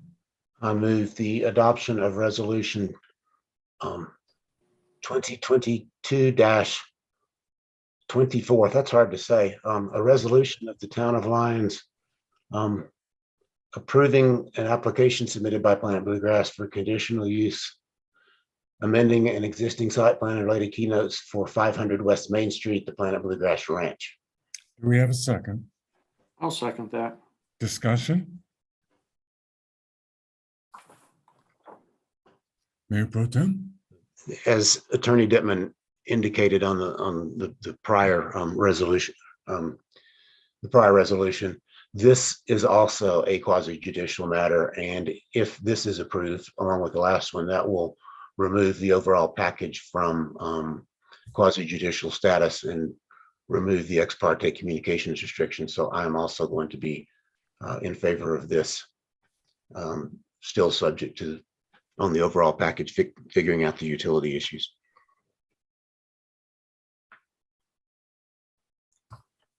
Counselor, since the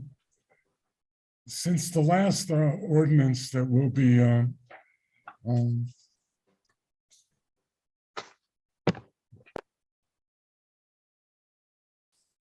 discussing has to do with annexation, is that not quasi judicial?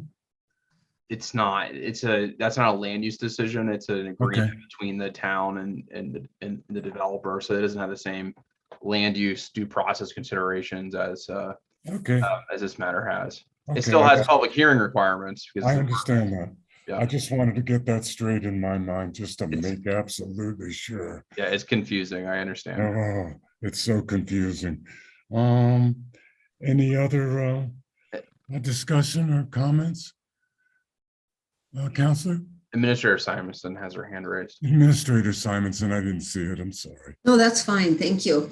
I just have a question, actually. I'd like the applicant to address. When you introduced yourself, you said you represented Mr. Ferguson. I'm wondering if the tenant in common, Jerry Moore, if you're also representing him. We've had another situation where after the fact, he came forward and said he did not agree with some things. Can you address that for us, or what his role in communication or percentage of ownership or whatever is, so that we don't miss a basic legal requirement here up front? Yep, I can grab this one, Rosie. So it's owned by, I believe the percentage is like 95% Fergstead LLC and 5% Jerry Moore. Jerry Moore is also a shareholder in Planet Bluegrass in support of all these efforts. So no issues there. Thank you. Further comments by the board? If there are none, I'll call for the vote. Mayor Angelo, Aye. Mayor Pro Tem Browning, Aye. Trustee Caravas, Aye. Trustee Lowell, Aye. Trustee Rogan, Aye. Trustee Waugh, Aye. and Trustee Miller. Yay. Resolution 2022-25 passes unanimously. Please read the next item into the record, Madam Clerk. Yes, the next item is Resolution 2022-25, a resolution of the Town of Lyons, Colorado, approving the Fourth Amendment to the amendable letter of understanding for the Planet Bluegrass Farm property. Is that on my agenda? I have the Second Amendment. Were they switched by some reason? I'm sorry, the Second Amendment is next, sir.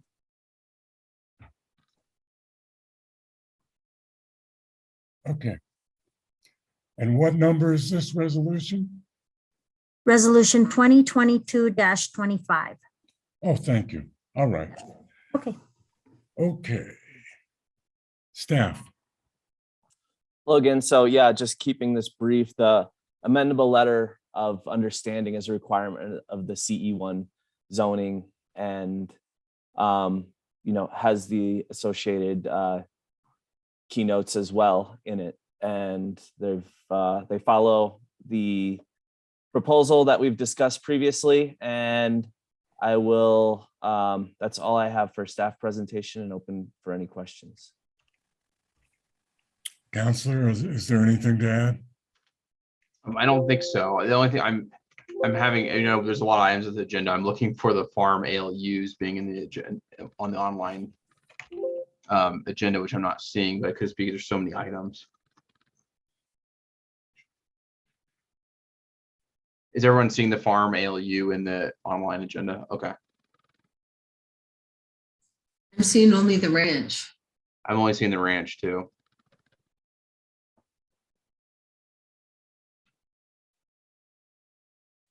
Is everybody else seeing it? Oh, I found it, Brandon. Attachment 12 and 13.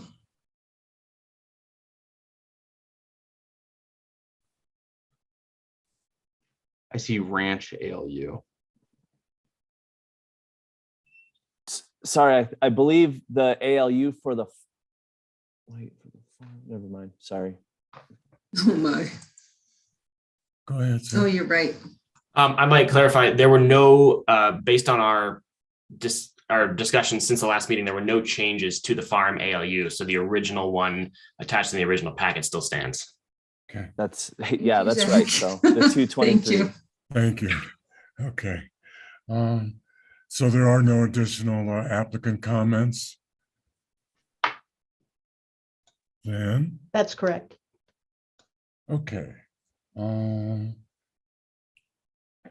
we'll move on to a motion.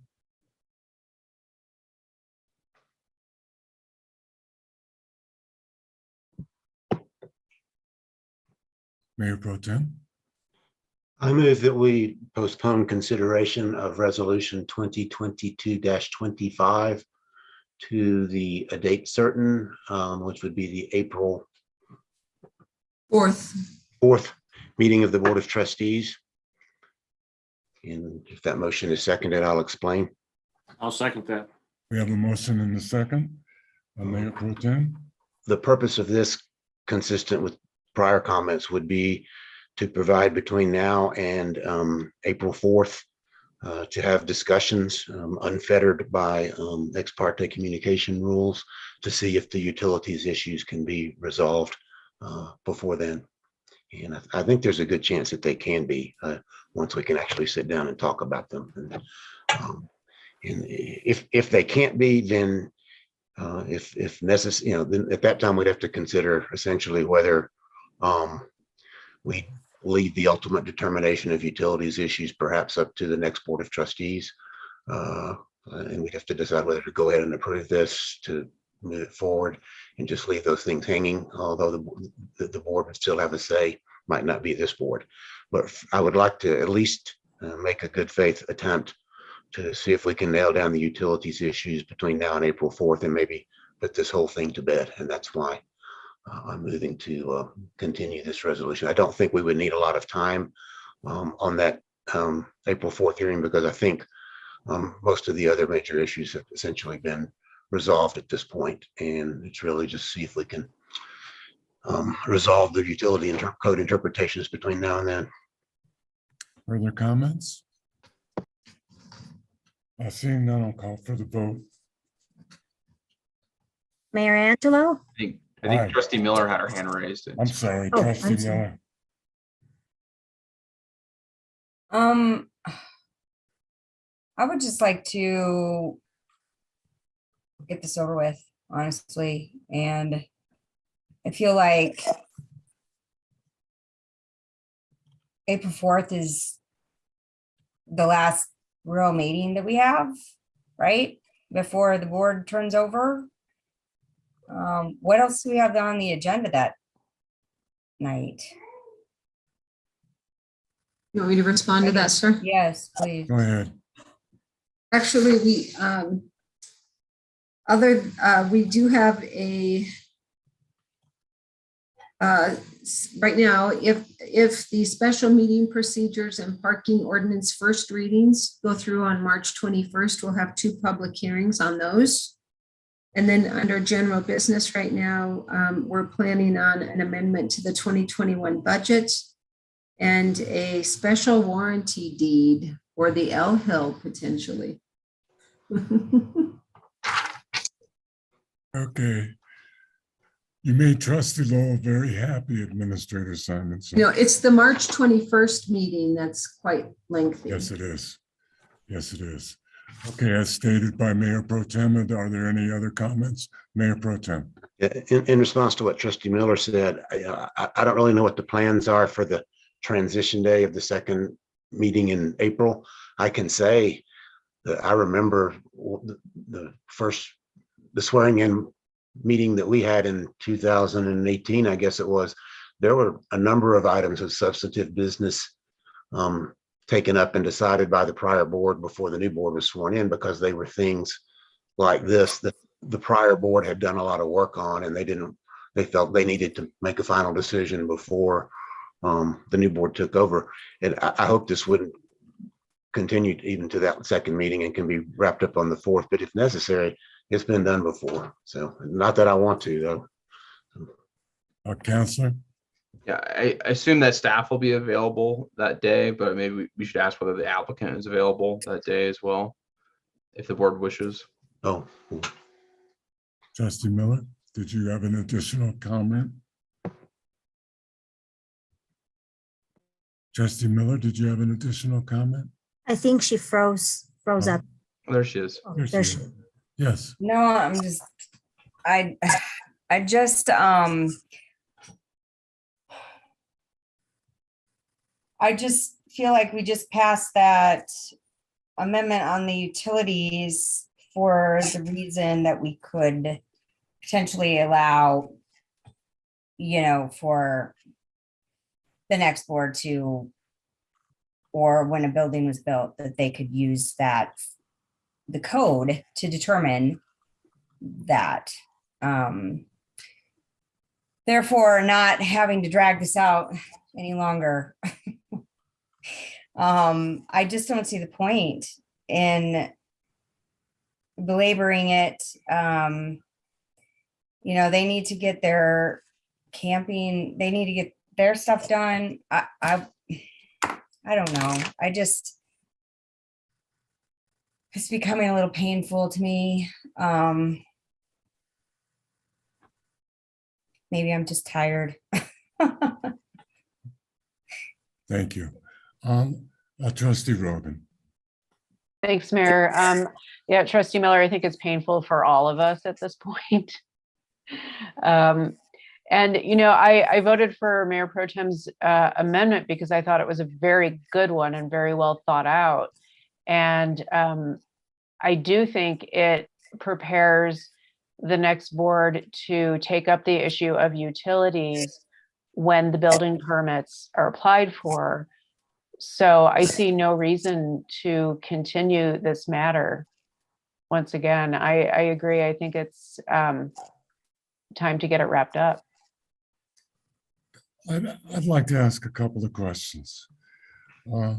Administrator Simonson, in your opinion, do you feel that this can be wrapped up?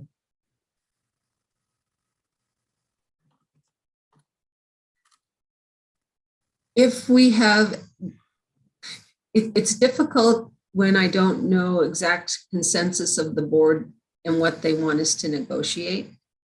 And so I know that what you're saying is this would open up those discussions. I don't know if that means by individual trustees to the planet or how we would go about doing that. I think, I mean, April 4th, that means packets go out on the 31st. So I think there's time. I think there's time to have some meetings if, especially if Planet Bluegrass is around over spring break. Are you guys or no? Mr. Tucker, how do you feel about it? Can you get it done? I am out of town all next week and out of availability, or out of contact. So just leave us the 28th, 29th, 30th and I guess from then until the packet's due. That week, that Thursday, the 31st. Okay. So we'd have 4 days if Planner Strom is here, I believe, and is Attorney Dittman. I'm here. Yeah, I'm here. So I think, you know, I think we can get to it. And the agenda is fairly light that night if that's the direction the board wants to go. That's the answer that I was searching for personally. Trustee Rogan. I'm a little confused about what exactly we're talking about negotiating at this point, to be quite honest. Mayor Pro Tem, it was your motion, sir. It's basically the things I asked questions about. What are the base rates going to be for water and sewer? Can we reach a resolution of the water share issue and the connection fees? And these are things that they're all addressed in the code, just as the colloquy today indicated. the interpretations of the code aren't exactly straightforward always, and it gets complicated. And so in response to your earlier comment, yeah, if we can't get it resolved, the next board would certainly be able to take it up, because there would be some time before a building permit was issued. It was just an attempt to give this board a shot at it, and good question about how to do that. The board could appoint a subcommittee. It could, I don't know, we could have individual trustees one at a time or two at a time do that. I think the most efficient way to do it is probably a subcommittee report back to the board. And one thing I would point out is that the UEB meets tomorrow. And from what was in the packet and what Director Kaplan said earlier, my impression is that the UEB did not have a full explanation or understanding of the code provisions when they looked at this before. And it's possible that we get input from the UEB on this, which to me is important when you get into these types of things, and particularly when you talk about setting precedent for future stuff. So I think besides getting the UEB involved, and if the board is open to a two-person subcommittee and report back, that's probably the most efficient way, because it's been done before. And Brandon may want to speak to that. I was going to speak to I think the subcommittee is probably the only way you can do it. You couldn't have two go at a time and create serial meetings issues. And there's new case law on that. That's not good for us. And so I would recommend a subcommittee. That's the direction you want to go. My question was more whether there was anything specific to the ALUs that you wanted to look at with regards to utilities. It seems like, they don't really deal so much with utilities. That's more the annexation agreement and the conditional use. Or is it the idea that the whole package really shouldn't move forward until the utilities issues are sorted out? The latter. Okay. It's just get the quasi judicial stuff out of the way and see if we can resolve it in the context of these things that can be done by resolution. Wouldn't even require further public hearing on the 4th. The exception of the annexation agreement, which does require. Yeah, we're not there yet, but I intend to vote in favor of that. Zach, did you want to say something? I saw your hand up. Yeah, I guess I just wanted to clarify we've approved the amendments to the keynotes. So in theory, we're approved to camp now, and we can start moving forward on that, because nothing in the ALUs has any effect on that. So this delay doesn't have an effect on that piece. Am I understanding that correctly? Counselor? It might be good to poll the board and see if that's our understanding on it. That's certainly my understanding too. It is not to get in the way of the camping aspects of it, because I don't see how that really relates to the utilities issue. So that would be in response to Mr. Tucker's question. That'd be my understanding, that the camping part of it could proceed. Counselor? Yeah, my understanding would be that whatever's approved the keynotes were allowed to be moved forward unless it required a building permit. Now, I don't think there's anything in the ALUs about camping. It's all really the annexation agreement and in the conditional use.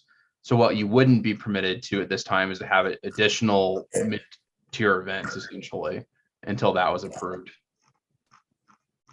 Okay, that makes sense. Okay. Aaron has his hand up. Oh, boy.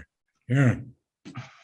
Well, just if we're going to discuss at the UEB, I was a little confused about base fees. What questions? I think base fees are just laid out in the code, so I'm unsure what to discuss on base fees for utilities at the meeting. If you have two new wastewater connections, is that two base fees or one if it's on the same property? Okay, that helps, I think. Okay. All right. We have a motion on the table with a second, as stated by the Mayor Pro Tem. Are there any further comments?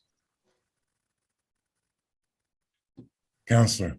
Yeah, just a quick clarification. There's nothing about camping in the ALUs, so the camping would allow to go forward. That's right. That was one of the key goals, to be perfectly honest with you. Any further comments? You want to just go ahead and reiterate what what's on the table here? Mayor Pro Tem? It was my motion to continue the resolution on, make sure I get the right number. Resolution 2022-25 until the April 4th meeting. Okay, everybody clear? I'll call for the vote. Mayor Angelo, Aye. Mayor Pro Tem Browning, Aye. Trustee Lowell, Aye. Trustee Rogan, Aye. Trustee Waugh, Aye. Trustee Miller, No. and Trustee Carabas. Aye. The motion carries 6-1. Madam Clerk, could you please read the next item into the record? Yes, the next item is Resolution 2022-26, a resolution of the Town of Lyons, Colorado, approving the Second Amendment to the amendable letter of understanding for the Planet Bluegrass Ranch property. Staff?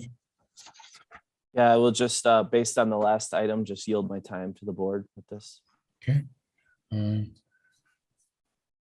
Any questions for staff in this regard? Yeah. Mayor Pro Tem? I do have a question. This is anybody on staff or the applicant. I don't believe, I guess the question is, are there any new utility connections proposed in the amendment to the ALU for the ranch property? Zach? There are not, and I was going to make a similar request that this one probably doesn't need to be withheld for that reason. Okay.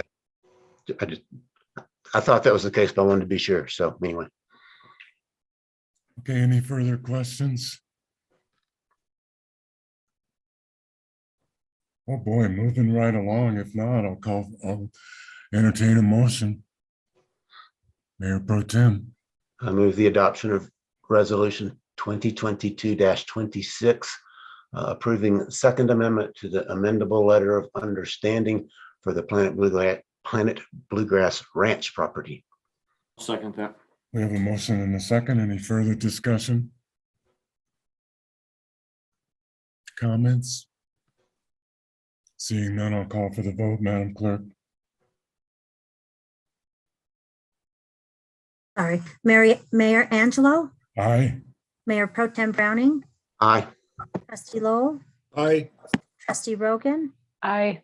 Trustee Waugh, Aye. Trustee Miller, Yay. and Trustee Carabas.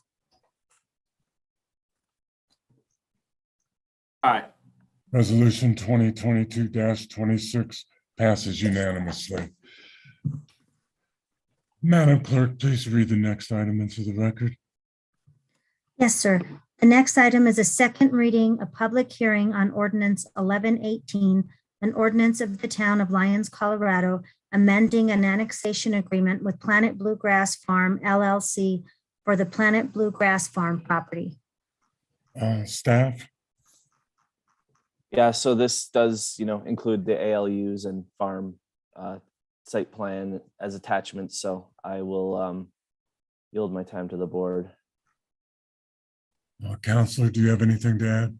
Yeah, I would point out that in section 19 of this, Planet Bluegrass is proposing a change in that they would not have to dedicate a water share until they exceed the 270,000 gallons per year allowance currently permitted. So something to keep in mind for the board's consideration.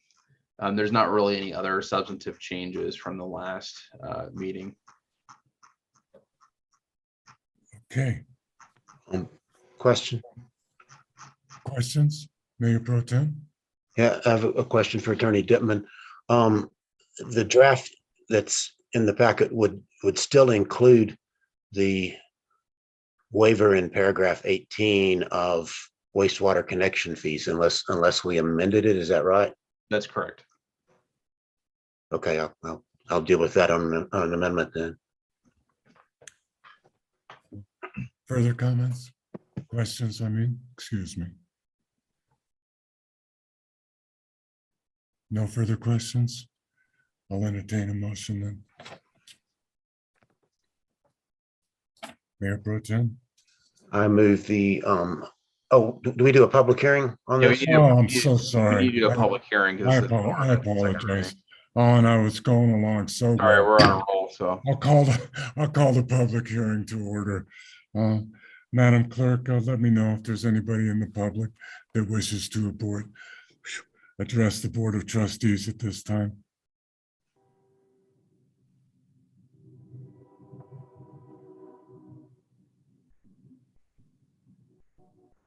No, sir, I don't see anyone wishing. Thank you. Public hearing is now closed, and I'll open it up for a motion. Mayor Pro Tem. I move the adoption on second reading of ordinance 1118, amending an annexation agreement with Planet Bluegrass Farm LLC for the Planet Bluegrass Farm property. Do we have a second? Second this one too. We have a motion and a second. Any amendments to this? Yes. Go ahead, sir. I'm sorry, Mayor. Go ahead. Okay. I move to amend the annexation agreement in paragraph 18 entitled Municipal Services, and it's I guess 1, 2, 3, 4, 5 lines from the bottom by striking the phrase, actually strike the comma and the phrase, except that annexor shall not be required to pay the wastewater connection fee set forth in section 13-4-80C of the LMC as set forth in the easement agreement, and then put a period after the reference to LMC at the first of that phrase. Do we have a second? I'll second that. Do we have an explanation, Mayor Pro Tem? And this follows up on the Q&A earlier that in the original annexation agreement, since it wasn't anticipated that they would be connecting to the wastewater system anytime soon, that any fee was waived at that time. But now that there is an intent to connect to it at some point, and that point hasn't really been determined yet, I mean, the time hasn't been determined yet, we would strike that, and at whatever time they would connect, presumably they would be required to pay whatever wastewater connection fees are set out in the code. So basically, we're striking a waiver of that out of the annexation agreement. Thank you. Well, any further comment? If not, I'll call for a vote on the amendment.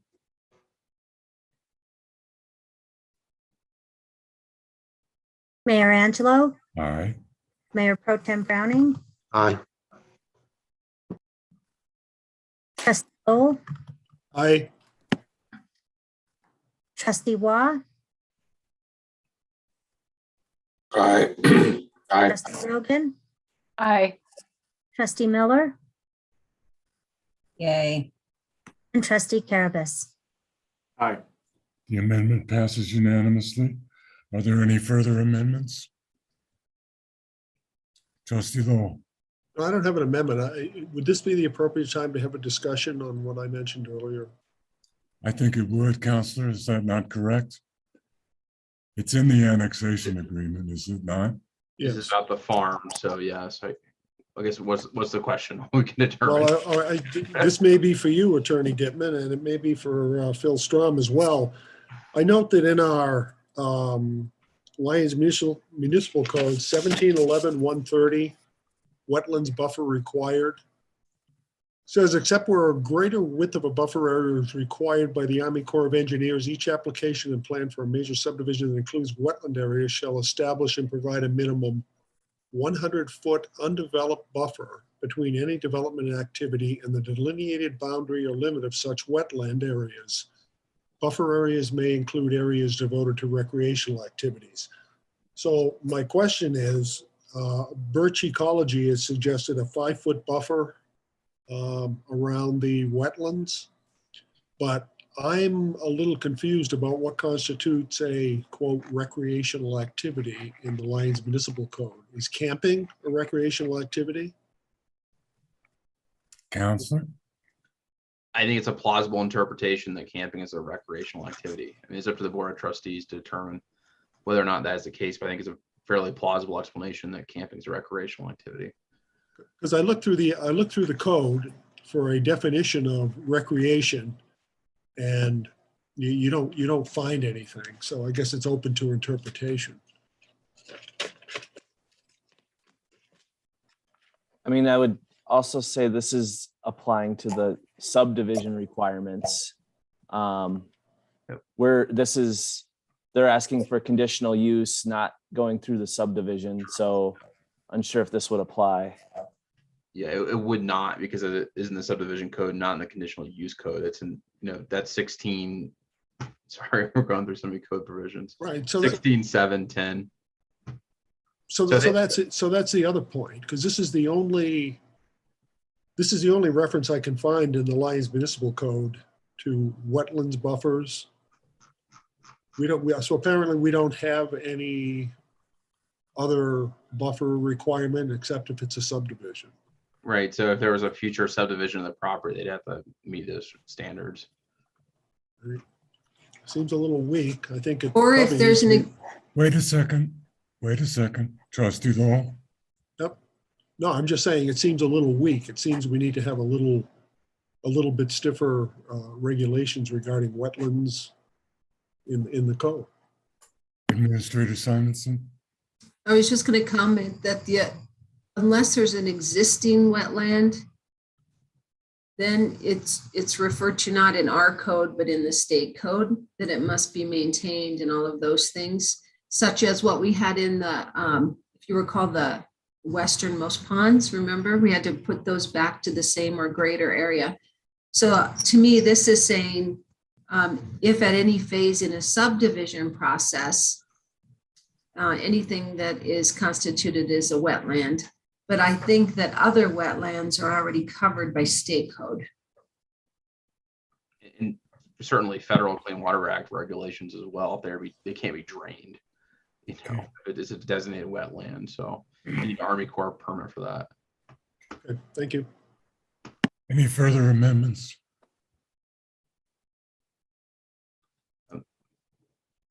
Seeing none, we'll vote on ordinance 1118 as amended. So Mary Angela, I'm sorry to interrupt. Go ahead, Again, sir. I would bring up that Planet Bluegrass in the current draft is before the Board of Trustees has proposed essentially waiving the water dedication requirement. And so if that's something the board wants to consider a building permit in the future, you probably need to take that out before approving this. But again, up to the Board of Trustees how it wants to deal with the issue. Mayor Pro Tem, would you like to address that? Could you point us to which document that is in the relevant section? I was searching for it and having trouble. Yeah, sorry, I have so many windows up. I had it up in front of me before we got into the last discussion. Let me pull it up. But it's in the red line, the annexation agreement. I believe it's section 19. But I'll double check that. And it's in the purple text. The red line annexation agreement is where under? There's so many documents under ordinance 1118. I'm having trouble finding it. Let me try to get there. I think it's at 14. I see it. Okay.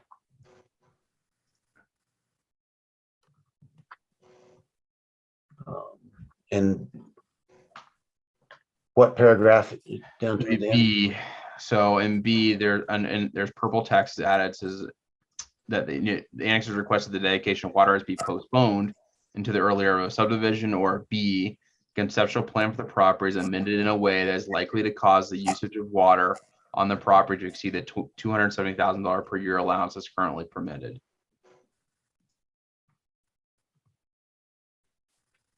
Maybe another way to deal with this is to put a C in there with their addition saying or as waived by the Board of Trustees.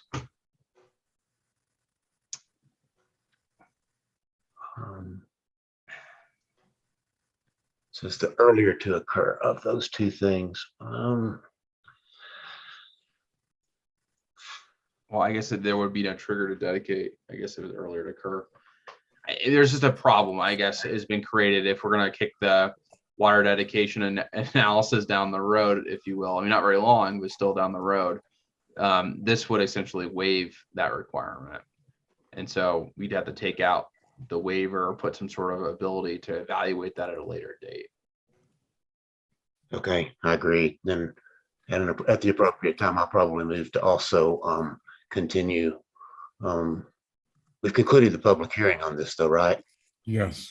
Or Yeah. we're about to, or can't remember. Have we done the public hearing on this one? We already Yes. have, yeah. I mean, if there be new information presented, if there's be dramatic changes, we'd have to reopen that public hearing, but Probably. Yeah. Okay. All right.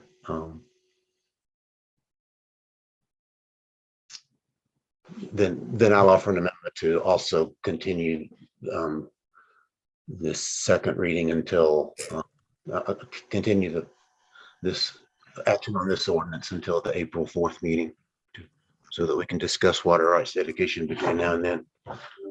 Second. Second. We have a motion and a second as stated by the Mayor Pro Tem. Any further comments? If not, I'll call for the vote. Mayor Angelo, Aye. Mayor Pro Tem Browning. Aye. Trustee Lowell, Aye. Trustee Rogan, Aye. Trustee Carapus, Aye. Trustee Miller, No. Trustee Watt.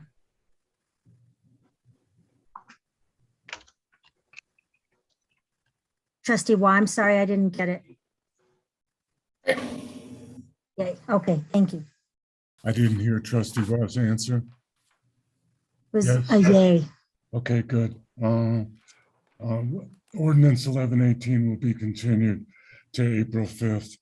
In regard to action items, Counselor said that it's mandatory that a subcommittee be appointed to negotiate with Planet Bluegrass on the items that have been continued to April 4th. Is that correct, Counselor? not that it's mandatory to appoint a subcommittee, but if trustees want to be part of the negotiation, there needs to be a subcommittee appointed. Oh, okay. Okay, I imagine there may be a couple of trustees that would want to be involved in that negotiation? If so, state for the record. Aye. Mayor Pro Tem? No, I had a question. Go ahead, sir. Could we do that tonight, or do we have to notice it and do it maybe at the next meeting? You can do it. I think we can do it. It doesn't require a resolution for a subcommittee. It requires a resolution for a standing committee or a temporary ad hoc committee, but not a subcommittee of the board. I think that can be appointed at any time by the board. I'll repeat the question. Are there any trustees that wish to be on this subcommittee, which I consider to be very important? Mayor Pro Tem? I will somewhat reluctantly volunteer, and subject. There's no here at the house. He's listening right now, so we're about to go on a trip. But I'll make myself available. If two others strongly want to do this, I will gladly defer. But since I'm the one that raised a lot of this stuff, I guess I figured with the responsibility to volunteer. I figured as much, sir. Anybody else wish to participate in this subcommittee? If no one else would like to, I can go ahead and do that. You go right ahead, Trustee Caravas. Okay. So we have our subcommittee. Are there any other additional action items, Madam Administrator?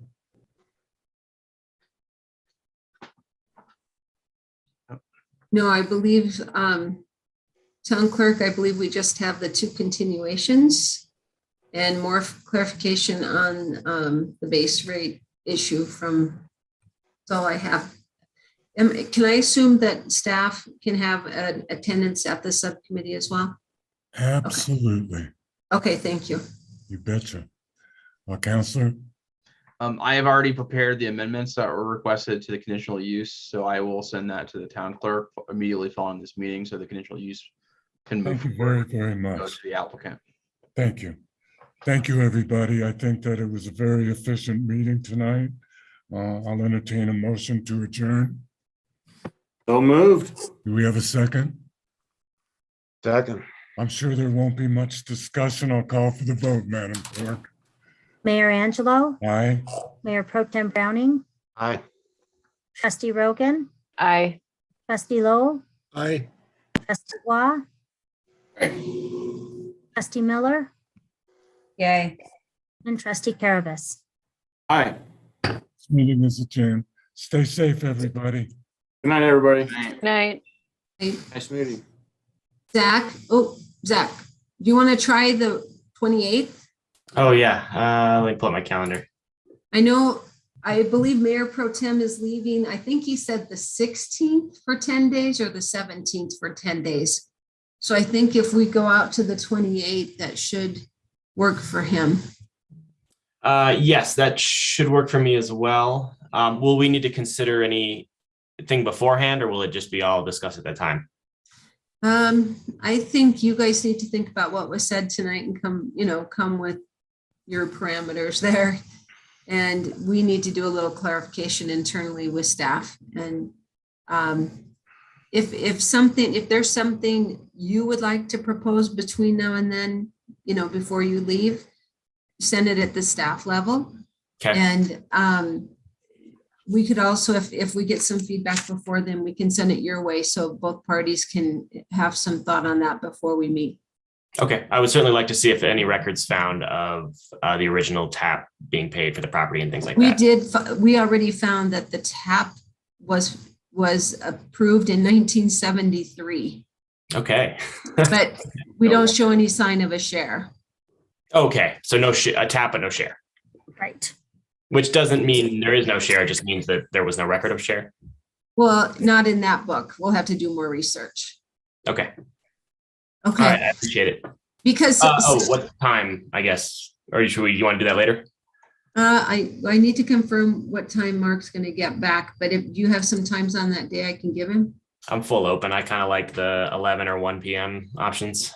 11 or 1. Okay. Yeah. I'll suggest 11 would those to conflict him. with our standing agenda meeting, but 11 would be fine. Let's see here. I have an 11, but I can change it. It's an internal. I'll see what Mark says about those dates. Okay, that sounds good.